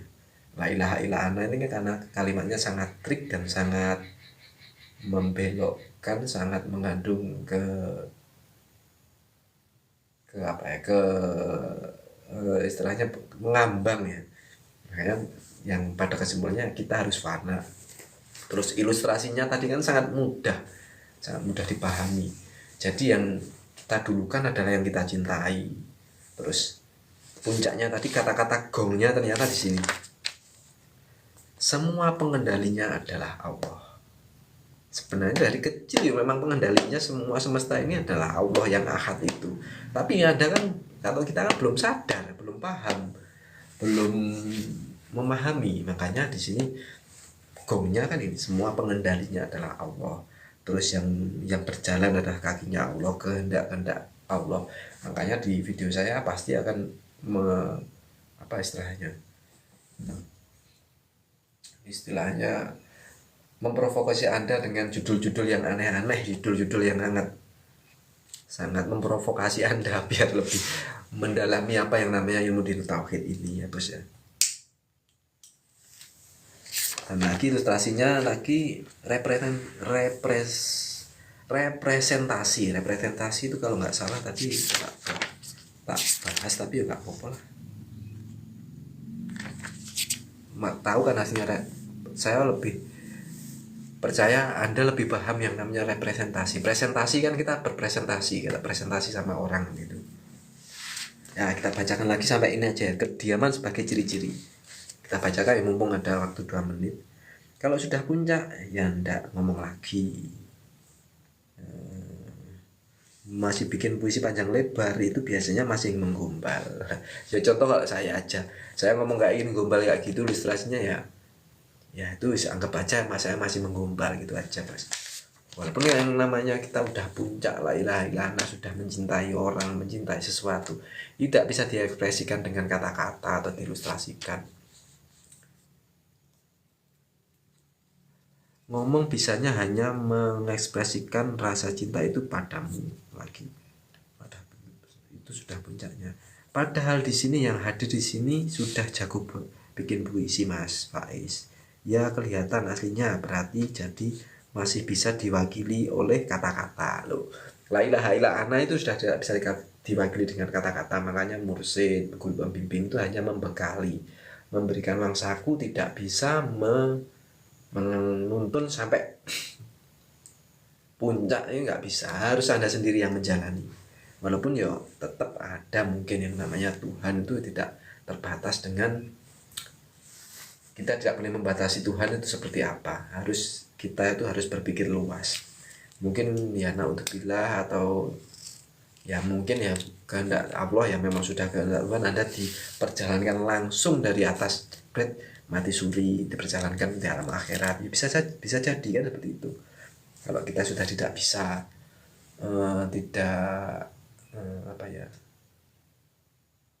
dengan cara apapun, Allah itu sifatnya jais, sakarepe dhewe. Padahal di sini tadi saya udah Padahal kata-kata Rumi nggak bisa kalau sudah jatuh cinta. Kata Rumi tadi ya, Jalaluddin Rumi, sudah tidak bisa diwakilkan dengan kata-kata. Kata-kata itu lenyap sudah. Yang ada hanya nikmatnya loh. Makanya saya kan bilang dari tadi, nikmat bos. Mau kaki sakit kayak gini ya wes alhamdulillah tok. Gak khawatir ini, gak khawatir itu. Yang ada hanya nikmatnya. Asiknya kita dengan yang dicintai. Oke, jadi ini dari Surawadi. Ini saya kemudian masuk ke reasoningnya. Udah masuk ke reasoning. Reasoningnya adalah kediaman sebagai ciri-ciri. Jadi yang asiknya, puncaknya tadi adalah kata-kata udah lenyap, sudah yang ada hanya nikmatnya saja, gitu ya bos ya. Sementara gitu dulu, kita lanjut lagi nanti kediaman sebagai ciri-cirinya ya bos. Wassalamualaikum warahmatullahi wabarakatuh. Alhamdulillah, welcome Kak Milo Ai, selamat bergabung. Kameranya di sini cantik ya bos, sewangar, ngeblur kayak kamera zaman dulu ya bos ya. Sudah berapa video rek? Cukup buka ini ya. Saya cek dulu berapa video.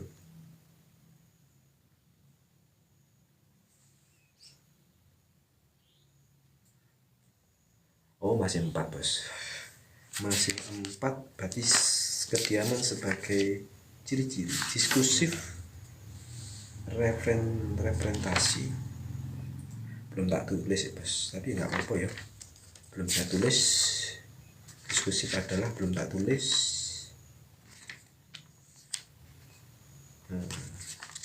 Oh kurang sedikit bos, nggak apa-apa bos. Kita ya bos, kita membahas secara globalnya ya bos. Ya semoga 5 video ini cukup untuk beberapa hari ke depan buat konten. Berarti 4, 5 6 sekalian ya bos ya. Untuk 6 konten bisa buat beberapa hari. Puncak.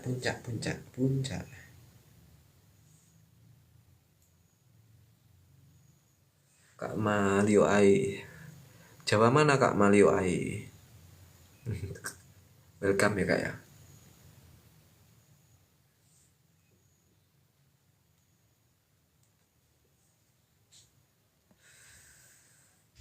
Kak Andrian welcome. Buat mana sini lah. Sini lah. Lu ajak ambil. Tincap nenek kene ya. Gue lek diubah-ubah aku bingung.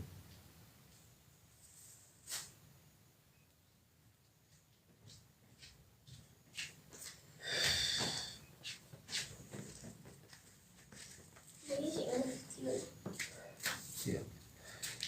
Masih. Alhamdulillahirobbilalamin. Bismillahirrahmanirrahim. Assalamualaikum warahmatullahi wabarakatuh. Salam budaya, salam rahayu, Om Swastiastu, salam kebajikan. Mohon izin untuk para guru-guru, para mursyid, para saudara-saudara di luar sana yang diperjalankan di ilmu dino tauhid untuk selalu mengizinkan saya, meridhoi saya menyampaikan apa itu ilmu dino tauhid, yang mana ilmu dino tauhid nanti puncaknya adalah sukunun nafas dan bisa kita pelajari dengan metode-metode yang ilmiah, metode-metode yang bisa kita ilustrasikan dengan yang mudah biar pikiran kita bisa lebih jernih dan tenang. Tidaknya kita paham, oh ternyata yang dimaksud la ilaha illallah seperti apa, la ilaha illallah seperti apa, anta seperti apa, dan ana seperti apa. Ini pembahasannya saya nggak menurut buku ini dulu ya, dia tetap referensinya ini, cuma kesimpulannya dari segalanya tadi adalah orang yang ketika belum yakin dengan kebenaran dia masih gelisah, tapi begitu dia yakin dengan kebenaran dia akan sukunun nafas, tenang, tidak terpengaruh dengan keadaan lingkungan sekitarnya juga, tidak terpengaruh dengan omongan orang, tidak perlu dibenarkan, tidak perlu dikukuhkan kebenaran itu. Jadi kebenaran untuk, kalau Mbah Nun sendiri kan bilangnya ada 3 kebenaran sendiri kebenaran orang banyak dan kebenaran yang sejati. Makanya di sini kan memang Mbah Nun sendiri sebenarnya ya sudah mengajarkan hakikat banyak tentang kehidupan kita, hanya kita saja yang tidak sadar, hanya merasakan nyaman aja sama orang yang kita cintai. Itu ya namanya sukun nafas. Untuk belajar Dinu Tauhid itu ada tingkatan atau metode-metodenya. Yang pertama metodenya itu sejauh ini kata rata-rata kita merasa sebagai muslim sudah bertauhid, atau kita ini sudah muslim selalu merasa dan sudah bertauhid. Padahal tauhid sendiri itu ada tingkatan yang menurut Dr. Farudin Faiz itu ada 6 tingkatannya. Itu meyakini, ada orang yang sebatas meyakini saja. Yang nomor 2 meyakini dan memahami, yakin tentang dinu tauhid, tentang tasawuf, tentang hakikat seperti apa, terus memahami, belajar terus, tapi tidak menjalani. Nah, nomor 3 meyakini, menjalani, yakin aja tanpa bekal ilmu, terus menjalani, suruh kholwat, suruh ini, suruh itu ada. Itu biasanya metodenya lewat kita ngawulau atau mengabdi kepada siapa namanya ya, guru atau kiai. Assalamualaikum Muis Rengis. Oh nggih Bang Muis Rengis. Sambil live ya Mas ya. Sehat selalu nggih Bang nggih. Salam buat keluarga. Penolong saya ketika waktu manifestasi Allah, yaitu sifat jamaliyahnya Allah ketika Gunung Kelut meletus dayer. Saya menginap kepada beliaunya, Kak Muis Rengis ini nih. Yang keempat meyakini, memahami, menjalani. Yang ini udah mulai memahami, meyakini, menjalani. Ini kayaknya metode yang ini lebih enak. Terus meyakini, menjalani, memahami. Dijalani dulu baru paham. Itu ada. Terus memahami, meyakini, menjalani. Ini udah saya bahas di video-video sebelumnya. Terus tadi bahas masalah piutang juga. Kabarnya gimana Bang Muis Rengis? Terus yang kedua adalah penghayatan Allah. Jadi menghayati Allah itu ada 3 level, ada 3 tingkatan ya, yaitu ahad, wahid, dan wahdah. Kalau di level ahad, kalau tauhid itu pertama temanya adalah mengesahkan Allah. Garis bawah ya, mengesahkan, bukan mengesahkan secara pribadi. Istilah mengesahkan Allah itu agak trik, seolah-olah Allah itu membutuhkan aktivitas kita untuk mengesahkan, padahal tidak. Ini ya gitu. Semoga salah paham ya Mas ya. Kak Nunung Nurmala, selamat bergabung lagi. Allah sudah tunggal, kalaupun tidak kita esahkan. Terus di level ahad mana ya? Level ahad adalah level zat. Ini Allah yang laisa kamitslihi syai'un, tidak bisa dijelaskan dengan seperti apapun atau dengan apapun. Allah di level ahad ini satu-satunya jalan. Kalau Allah di dunia kampus akademisi, untuk memahami Allah level ahad ini kita butuh namanya teologi negatif. Konsep teologi negatif itu adalah teologi atau studi tentang Tuhan, kepercayaan agama, dan segala sesuatu yang berhubungan dengan Tuhan, atau ilmu yang mempelajari dengan menganalisa ilmu titen, menandai teori-teori berbagai agama. Kalau di level wahid, nah Allah itu di level wahid. Ini cuma cuplikan-cuplikan aja ya Bos ya. Om Swastiastu, nggih Om Swastiastu, salam budaya. Kak Sam lagi, nah, selamat bergabung ya Kak ya. Masih membuat konten ini Kak, buat ngupload di media sosial lainnya juga. Sehat selalu Kak ya. Terus untuk Allah di level wahid, di level wahid adalah yang sifat, yang menampilkan dirinya dengan sifat-sifatnya. Ini pun di agama lain atau di pembelajaran agama lain pasti ada kayak gini. Hanya saja nanti kan pemahaman kita atau pencernaan kita mencerna yang kita studikan, kita kajikan itu memang harus dengan penuh kesadaran. Makanya di pelajaran orang tua dulu, ya mungkin di penganut kepercayaan sebelum ada Islam itu pasti ada teori menjalani dengan cara meditasi, dengan cara menjalani sehari-hari. Itu pasti ada yang nanti lama kelamaan kita tahu siapa sebenarnya Tuhan kita yang sejati itu seperti apa. Ini yang di level wahid adalah yang namanya menambahkan dirinya dengan sifat-sifatnya. Maksudnya sifatnya itu yang kalau Anda masih mengenal Tuhan itu dengan Tuhan itu maha pengasih, maha penyayang, maha sempurna, maha segalanya, maha mencukupi. Itu levelnya di level wahid. Kalau di level wahdah, nah, di level wahdah itu ini kan menghayati, cara menghayati Allah atau Sang Yang Tunggal, Sang Yang Widi, Sang Yang Esa kita itu seperti apa ya? Allah di level wahdah itu punya sifat yang sifatnya itu Allah bertajali. Allah itu atau Tuhan kita itu bermanifestasi dengan sifat jalaliyah dan jamaliyahnya. Allah di level wadah ini lebih dalam lagi. Kalau wadah itu artinya kesatuan. Nah, level yang menjelaskan bahwa Allah ada dalam segala hal.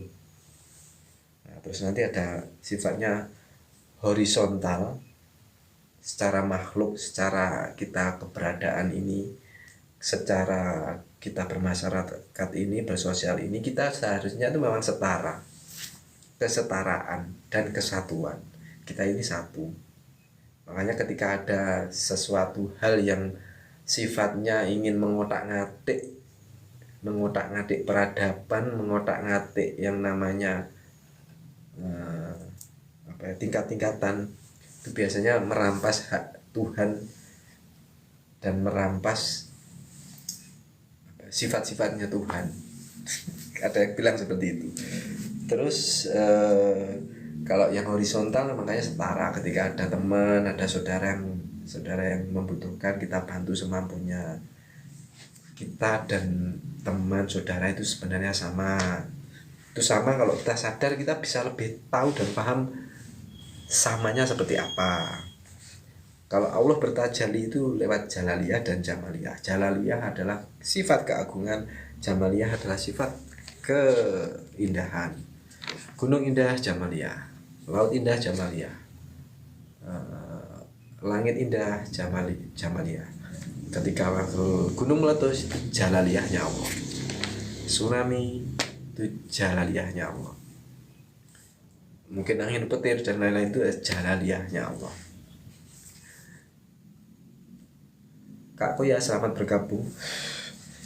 Terus yang selanjutnya kita di tingkatan tauhid yaitu la ilaha illallah, la ilaha illahu, la ilaha illa ana, la ilaha anta, la ilaha illa ana. La ilaha illa Allah itu hanya sebatas identitas saja. Identitas Allah itu yang Allah itu Tuhan kita. Tapi kan masih sebatas identitas saja. Nah, terus tingkatnya lebih naik lagi, itu la ilaha illahu. La ilaha illahu, dia lagi ngapain ya di sana? Dia lagi ngobrolin apa ya? Dia sedang apa? Itu berarti kan jauh, tidak di depan kita. Terus la ilaha illa anta itu sudah di depan kita. La ilaha illa anta itu kamu lagi ngapain? Itu sudah di depan. Kamu ngapain? Kamu lagi opo? Kamu udah makan belum? Itu di depan kita. Itu namanya la ilaha illa anta. Dan la ilaha illa ana itu sangat trik. Kalimatnya agak trik, makanya tadi bahasnya agak panjang lebar. Tapi ada ilustrasi yang mana ilustrasinya adalah kita itu sudah fana, kita sudah digenapi isbat, sudah tidak ada. Jadi semuanya yang kita nomor satukan adalah Tuhan. Kita itu sudah tidak ada. Makanya yang namanya Esa itu seperti itu, bos. Dan yang di la ilaha illa ana ini ada kata-kata yang memang gomnya memang di sini ya. Gomnya tadi ada nanti puncaknya ini. Dan di level la ilaha illa ana ini puncaknya lebih puncak lagi. Ternyata tadi kita sudah jatuh cinta sampai dirinya hilang. Puncaknya adalah asiknya la ilaha illa ana tadi ternyata indah. Kalau hidup ini semuanya pengendalinya adalah Allah Subhanahu wa ta'ala. Jadi pengendalinya itu sudah Allah Subhanahu wa taala, tidak ada yang lain, tidak ada yang bisa mengendalikan kita selain Allah Subhanahu wa taala gitu ya Bos ya. Makanya kita harus paham yang namanya la ilaha illa ana itu bukan ana makhluk ya, makanya ana Allah. Ketika memang guru mursyid di luar sana, kamu harus tahu, harus bisa Tuhan itu masih banyak. Maka ahadkan Tuhanmu itu. Nah, itu namanya kan yang dinamakan puncaknya makrifat tadi di situ. Puncaknya kita bertauhid di situ. Ketika nanti masih la ilaha illa ananya masih sebatas apa ya, sebatas la ilaha illa anta kan masih merasa di depan kita ya. Tuhan seperti orang-orang dulu kan ada yang bilang Tuhan itu Allah, Tuhan itu Allah, ada yang bilang Tuhan itu urip, itu kan macam-macam. Kalau udah kita mengenal Tuhan kita, udah dekat dengan Tuhan, itu tidak perlu nama identitas yang cuma sekedar di batasan la ilaha illallah saja sudah bukan Allah lagi, semua macam-macam menyebutnya. Itu metodenya yang Dr. Farudin Faiz di situ, atau Dr. Farudin Faiz sendiri mengilustrasikannya atau bukan ilustrasi, merekomendasikannya kepada yang namanya Jalaluddin Rumi, terus Surahwardi. Itu kan beliau secara akademisi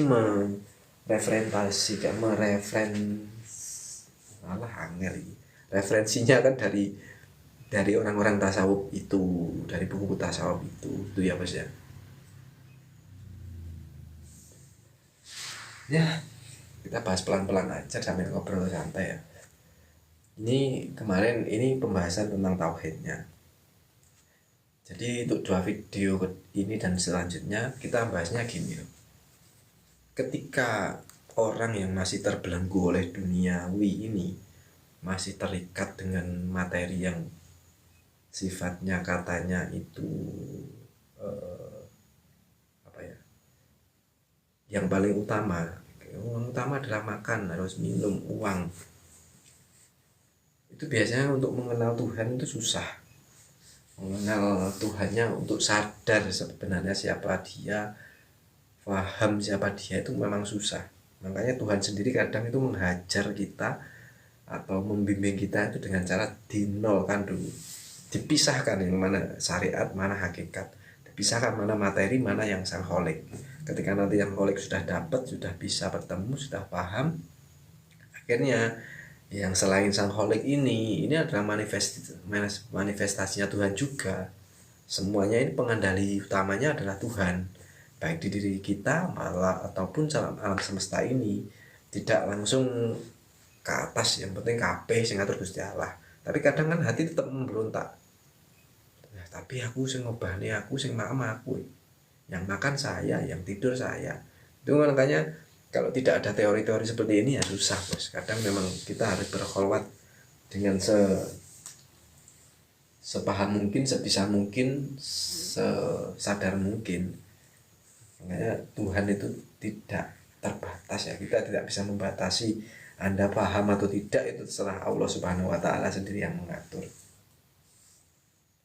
Terus puncaknya nanti akan diam. Dalam artian diam itu udah orang bicara ini bicara itu enak pokoknya Bos. Nah, tinggal nikmatnya saja bertauhid itu seperti apa.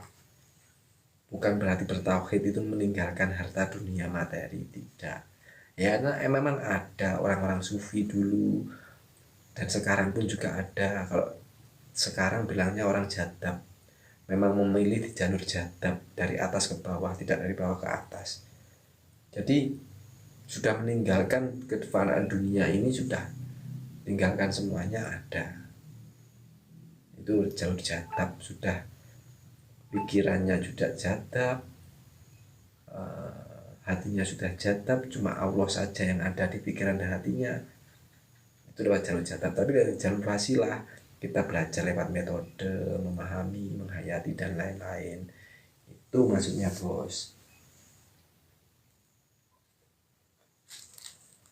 Ya, makanya saya menyerukan pada Anda semuanya, dalami semua ilmu tauhid, segerakan untuk menjalani apa yang namanya pelajaran-pelajaran di ilmu tauhid, karena nanti Anda akan mendapatkan ketenangan yang sejati, yang mana ketika sudah zamannya seperti ini, peradabannya seperti ini, mau kepada siapa lagi dan mana lagi kita meminta, kita bersandarkan diri kalau tidak pada Tuhan yang sejati, Tuhan yang Maha Esa, Tuhan yang Maha Tuhan itu. Gitu loh bos. Ya sementara gitu aja ya, terima kasih banyak. Wassalamualaikum warahmatullahi wabarakatuh.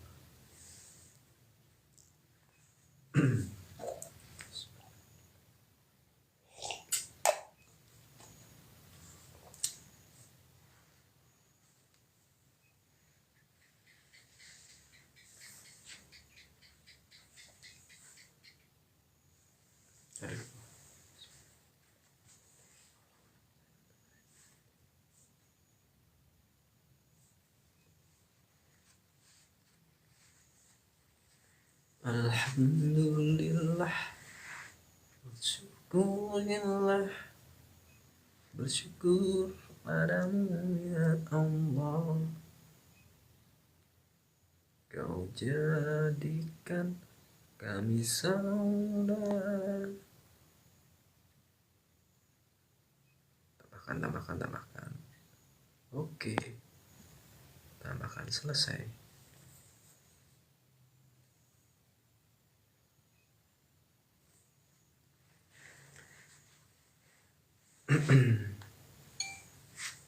Alhamdulillahirrahmanirrahim. Bismillahirrahmanirrahim. Assalamualaikum warahmatullahi wabarakatuh. Salam budaya, salam rahayu, Om Swastiastu, salam kebajikan. Mohon izin untuk para guru-guru, para mursyid di luar sana, para saudara-saudara di luar sana yang diperjalankan di ilmu tauhid, dan saudara-saudara yang sudah berjalan di ilmu tauhid ini, mohon izin untuk selalu meridhoi dan mengizinkan saya untuk menyampaikan ilmu-ilmu dinul tauhid, yang mana ilmu dinul tauhid ini yang puncaknya nanti akan mendapatkan ketenangan yang sejati, Tuhan yang sejati, Tuhan yang sempurna, Tuhan yang tidak ada duanya, yaitu Tuhan yang Esa, yang mana Tuhan yang Maha Esa itu memang ketika kita masih hidup di dunia ini, kita harus bisa menemuinya, tidak hanya sekedar identitas saja, atau Allah yang sekedar identitas, tapi Allah yang memang la ilaha illa ana, yang mana wujudnya kita bisa belajar dengan cara memahami, meyakini, menjalani. Tidak hanya sebatas satu itu aja, tapi nanti Allah juga tidak terbatas. Bisa jadi kita nanti diperjalankan memang oleh Allah itu dengan cara langsung paham lewat jalur langit, dengan cara mungkin dimatikan suri jebret, kita tahu alam akhirat, akhirnya kita bisa sadar ternyata Tuhan kita itu yang seperti itu tuh. Itu intinya ya bos ya. Nah, terus yang pembahasan yang secara metode akademis atau pembelajaran secara ilmu buku, ilmu manuskrip, atau dari ilmu tasawuf, dari buku-buku lain, dari referensi kayak Jalaluddin Rumi, terus Surawardi, itu sangat membantu kita untuk bisa memahami seperti apa sih level-level penghayatan tentang Tuhan, yang mana kayak menghayati Allah itu bisa di level ahad, wahid, dan wahdah. Terus di level wahid seperti apa, ahad seperti apa, wahdah juga seperti apa, itu nanti dijabarkan di situ. Terus ada sifat jalaliyahnya ketika yang kita di level wahdah, level jalaliyah dan jamaliyah. Tuhan bermanifestasi seperti apa Tuhan kita, semua kita itu manifestasi Tuhan itu dengan cara menghayatinya seperti itu. Terus nanti di level tingkatan level lagi ya di la ilaha illallah, la ilaha illa huwa, la ilaha illa anta, dan la ilaha illa ana. Yang tadi sudah berkali-kali saya bacakan, saya utarakan. Yang saya paling suka adalah kata-kata yang la ilaha illa ana, yang mana kata-katanya itu adalah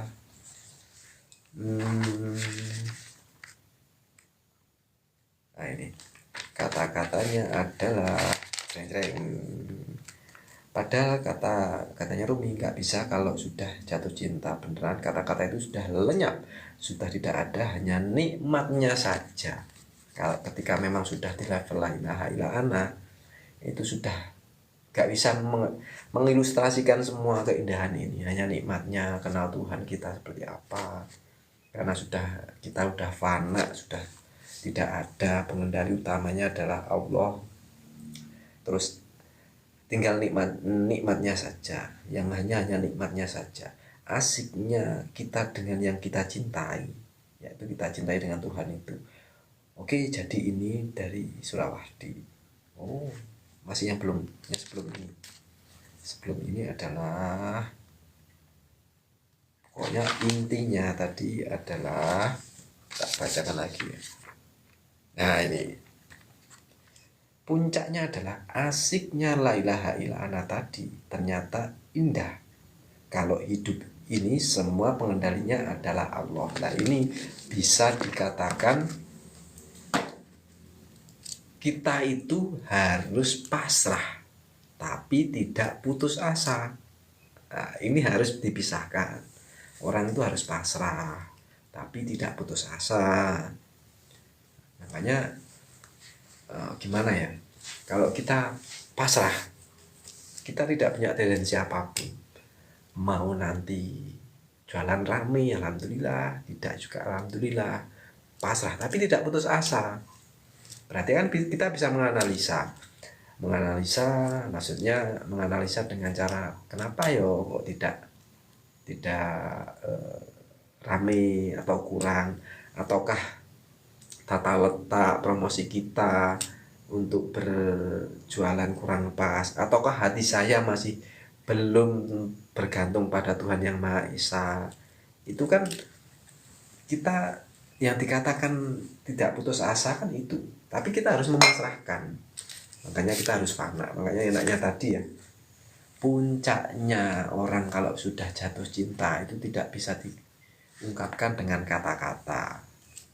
Jadi yang tersisa adalah nikmatnya bertauhid. Itu puncaknya nanti wis sukunu nafas.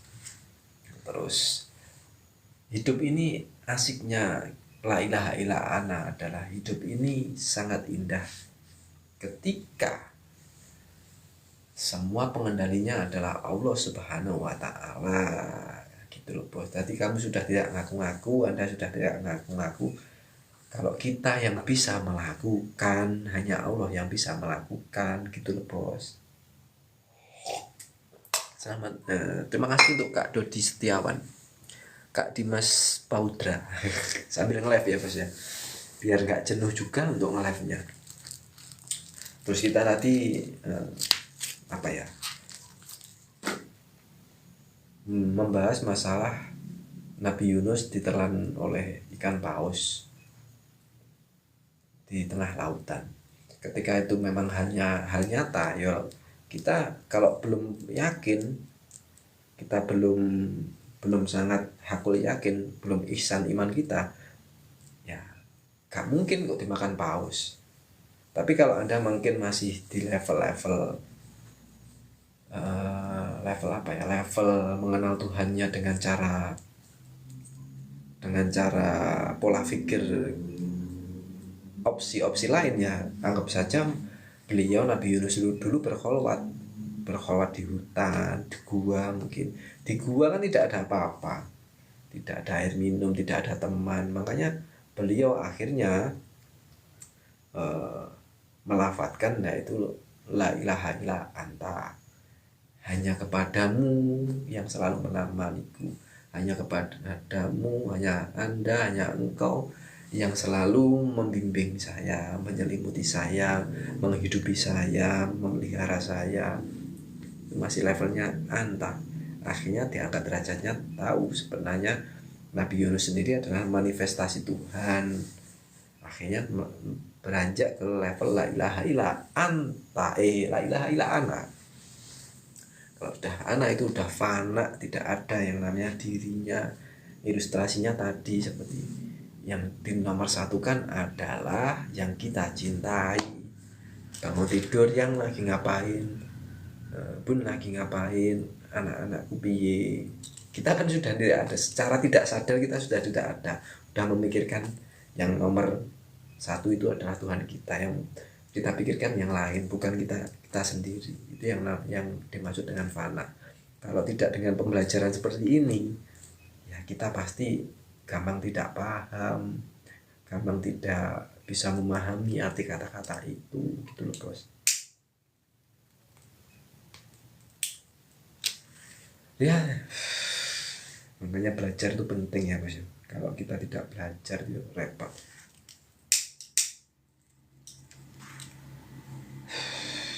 Ternyata Allah Subhanahu wa Ta'ala, Tuhan kita sendiri itu tidak terbatas hanya saja tuh makhluk sendiri atau kita sendiri itu yang membatasi. Tidak tidak percaya kalau Tuhan bisa ini bisa itu. Kalau Anda tahu sejatinya wujudnya Tuhan seperti apa, ya pasti Anda tahu seberapa agungnya Tuhan seperti yang Anda sembah itu kayak apa, seberapa besarnya, seberapa kuasanya Tuhan itu untuk berkehendak apapun. Itu masalah jalaniyah ya. Kalau jamaliyahnya, kurang sayang apa Tuhan Anda terhadap Anda. Setiap hari diberikan rezeki, diberikan makan, bisa ngomong, bisa minum, bisa ini, bisa itu. Kok diaku-aku kalau makhluk yang bisa. Itu kalau udah levelnya di la ilaha illa Allah. Makanya saya serukan, saya ajak Anda segerakan, lekaslah bertauhid. Jadi ketika Anda sudah bertauhid dan tahu apa itu ilmu dinut tauhid, maka setiap perjalanan Anda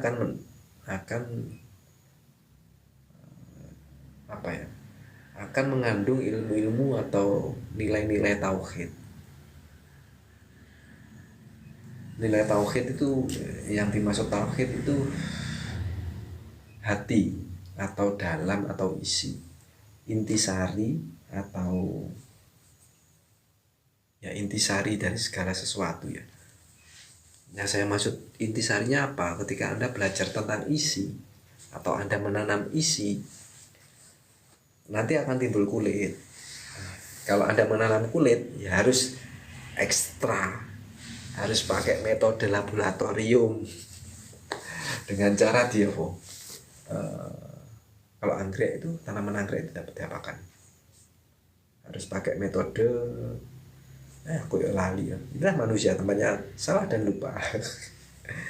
Metode kultur jaringan itu nanti prosesnya lama ya. Makanya Anda kalau belajar ilmu tauhid, ilmu isi, kulitnya akan ikut sendirinya, dengan sendirinya. Maksudnya gimana? Anda menanam jagung tidak ada kulitnya, cuma jagung saja. Nanti ketika tumbuh dengan batang, akar, daun, nanti akan berbuah, ada kulitnya. Kacang juga seperti itu, nanti akan timbul kulitnya sendiri. Kalau Anda belajar kulit saja, ada yang dimaksud isinya ini gimana, pusing Anda. Makanya jangan takut mendalami ilmu dinut tauhid. Karena apa? Kadang banyak orang itu kalau ilmu dinut tauhid takutnya itu tidak punya apa-apa, miskin. Terus ilmu dinut tauhid itu harus meninggalkan dunia. Konsepnya bukan begitu. Ya ada yang memang dijadabkan atau dengan cara memilih jalur jadab. Tapi untuk yang jalur wasilah, beliau ini masih berkecimpung dengan dunia. Bukan berarti meninggalkan harta dunia semuanya, tidak. tapi belajar untuk mengesahkan segala sesuatu itu pengenalinya Tuhan, segala sesuatu itu Allah Subhanahu wa taala yang ada di situ. Jadi lewat jalur wasilah. Jadi bukan berarti orang bertauhid itu orang tua-tua, orang yang sudah tidak punya apa-apa, walaupun sudah kaya, udah punya segalanya. Saya yakin kalau Anda tidak bertauhid pasti akan ngambang, pasti Anda sendiri akan merasa ada yang kurang.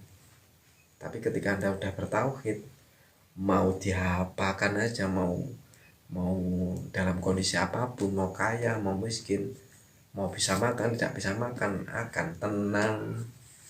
Kak Denny Ketek, halo bos, gimana kabarnya? Sambil buat konten. Nah makanya jangan takut untuk bertauhid. Walaupun nanti ya maaf ya, memang ujung-ujungnya nanti kita akan dipisahkan yang namanya apa itu syariat, apa itu hakikat, apa itu materi dunia, apa itu sang kholik, apa itu nafsu, apa itu sang kholik, atau apa itu nur makrifat. Jadi memang kadang Tuhan sendiri Tuhan sendiri akan memilih Anda, akan membimbing Anda dengan cara biasanya meminuskan agar tahu sebenarnya Tuhan yang sejati Anda itu siapa. Dengan cara diminuskan dulu. Contoh kayak Nabi Yunus tadi, dihampakan dulu, difanakan diri Anda. Ketika Anda sudah fana, sudah tidak ada, baru tahu ternyata semua ini pengendali utamanya ada Allah. Yang mana nanti bisa sadar kalau kita ternyata itu la ilaha illa ana, dan Tuhan yang esa atau Tuhan yang tunggal itu seperti apa sih? Itu sudah tidak bisa diutarakan dengan kata-kata. Hanya bisa merasakan nikmatnya bertauhid seperti apa gitu loh bos. Ya Allah, makanya teman-teman yang di luar sana kalau belum bertauhid, masih ragu-ragu, saya yakinkan jangan ragu-ragu. Di ilmu tauhid itu memang solusi dari segala masalah, solusi dari segala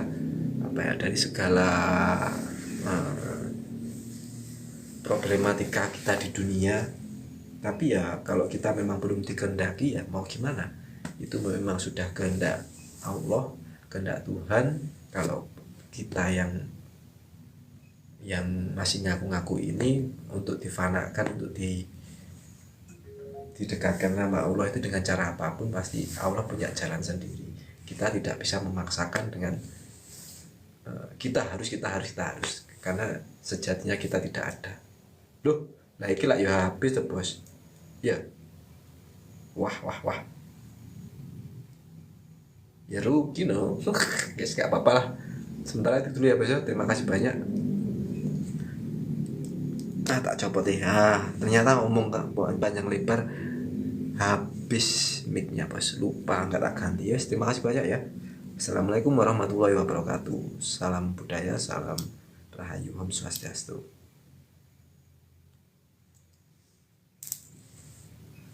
Kak Trida welcome. Krungu. Iya di sini dengeran nggak? Mungkin krungu, di sini ndak. Masalahnya OTG-nya pakai yang HP sebelah. Ini kan sambil buat video.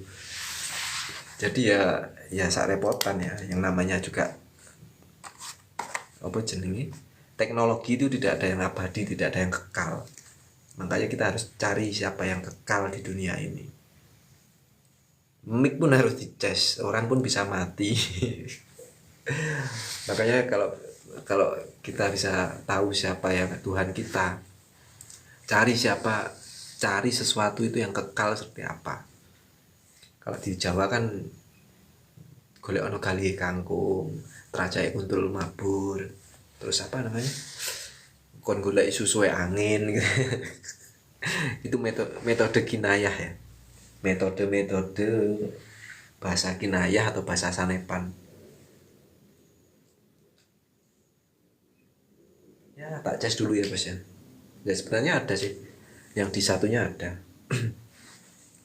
Tapi ya tak lihat videoku yang tadi, yang kedua kayaknya kok nggak ada suaranya bisa. nggak ada suaranya ya rapopo. Saya tak lihat yang terakhir. Alhamdulillah. Bismillahirrahmanirrahim. Lah telah tenan. Iya. Yeah.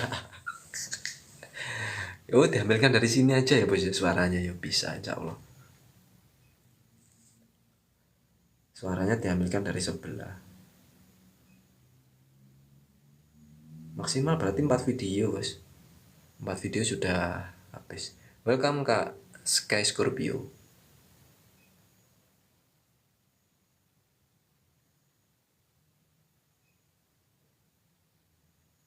Kata-katanya adalah jreng. Ya sudah habis sampai kata-katanya adalah. Ya sementara gitu aja ya bos ya. Terima kasih banyak. Mungkin ada yang dipertanyakan, monggo kita saling curhat-curhatan. Nanti yang terakhir kita hapus saja ya. Atau kita ambil dari TikTok ini aja ya bos. Izinkan, oke sip. Welcome Kak. Jadi 4 video sudah mentok. Jadi lain kali harus kita.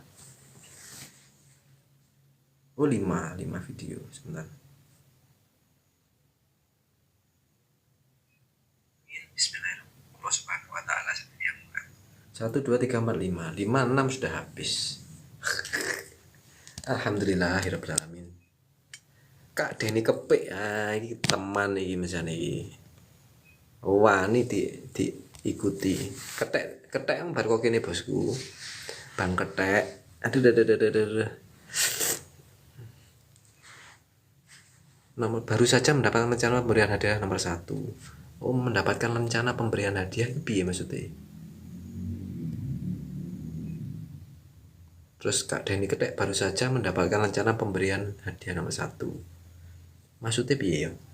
Aku nol budul ya dalam hal bertiktok ria.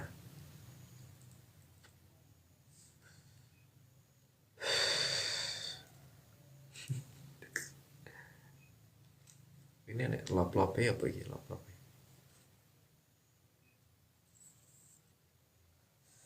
Perkuat ikatan dengan anggota tim dan menggunakan tag memulai. Populer, pelajari selengkapnya.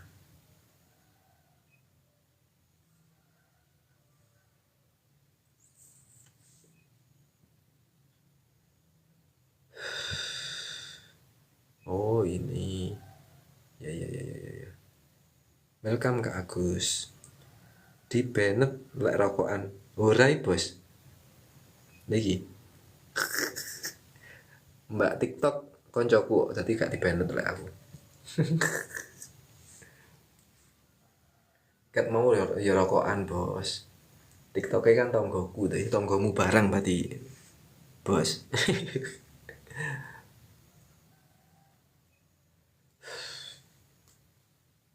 Sing rada anu arek cilik saiki bos. Anak kecil biasanya itu sekarang sangat dibatasi dengan TikTok. Welcome Kak Agus ya, Kak Agus Rian. Oh Kak Rina, halo Kak Rina. Selamat malam, lagi ngelembur rajutane. Lagi melembur.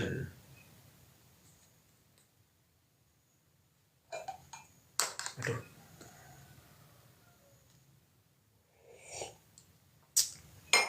Ternyata live dek siang tadi ternyata yo kayak enek suarane ya bos ya. Iya bener. Nggih Kak Rina. Mugi digampilaken dimudahkan sedaya urusanipun. Alhamdulillah. Kayak tadi malam juga tadi siang nge-live nggih Mbak. Nge-live. Alhamdulillah. Amin ya rabbal alamin. Sama oh iya lah bengi biasanya kiambaan Mbak.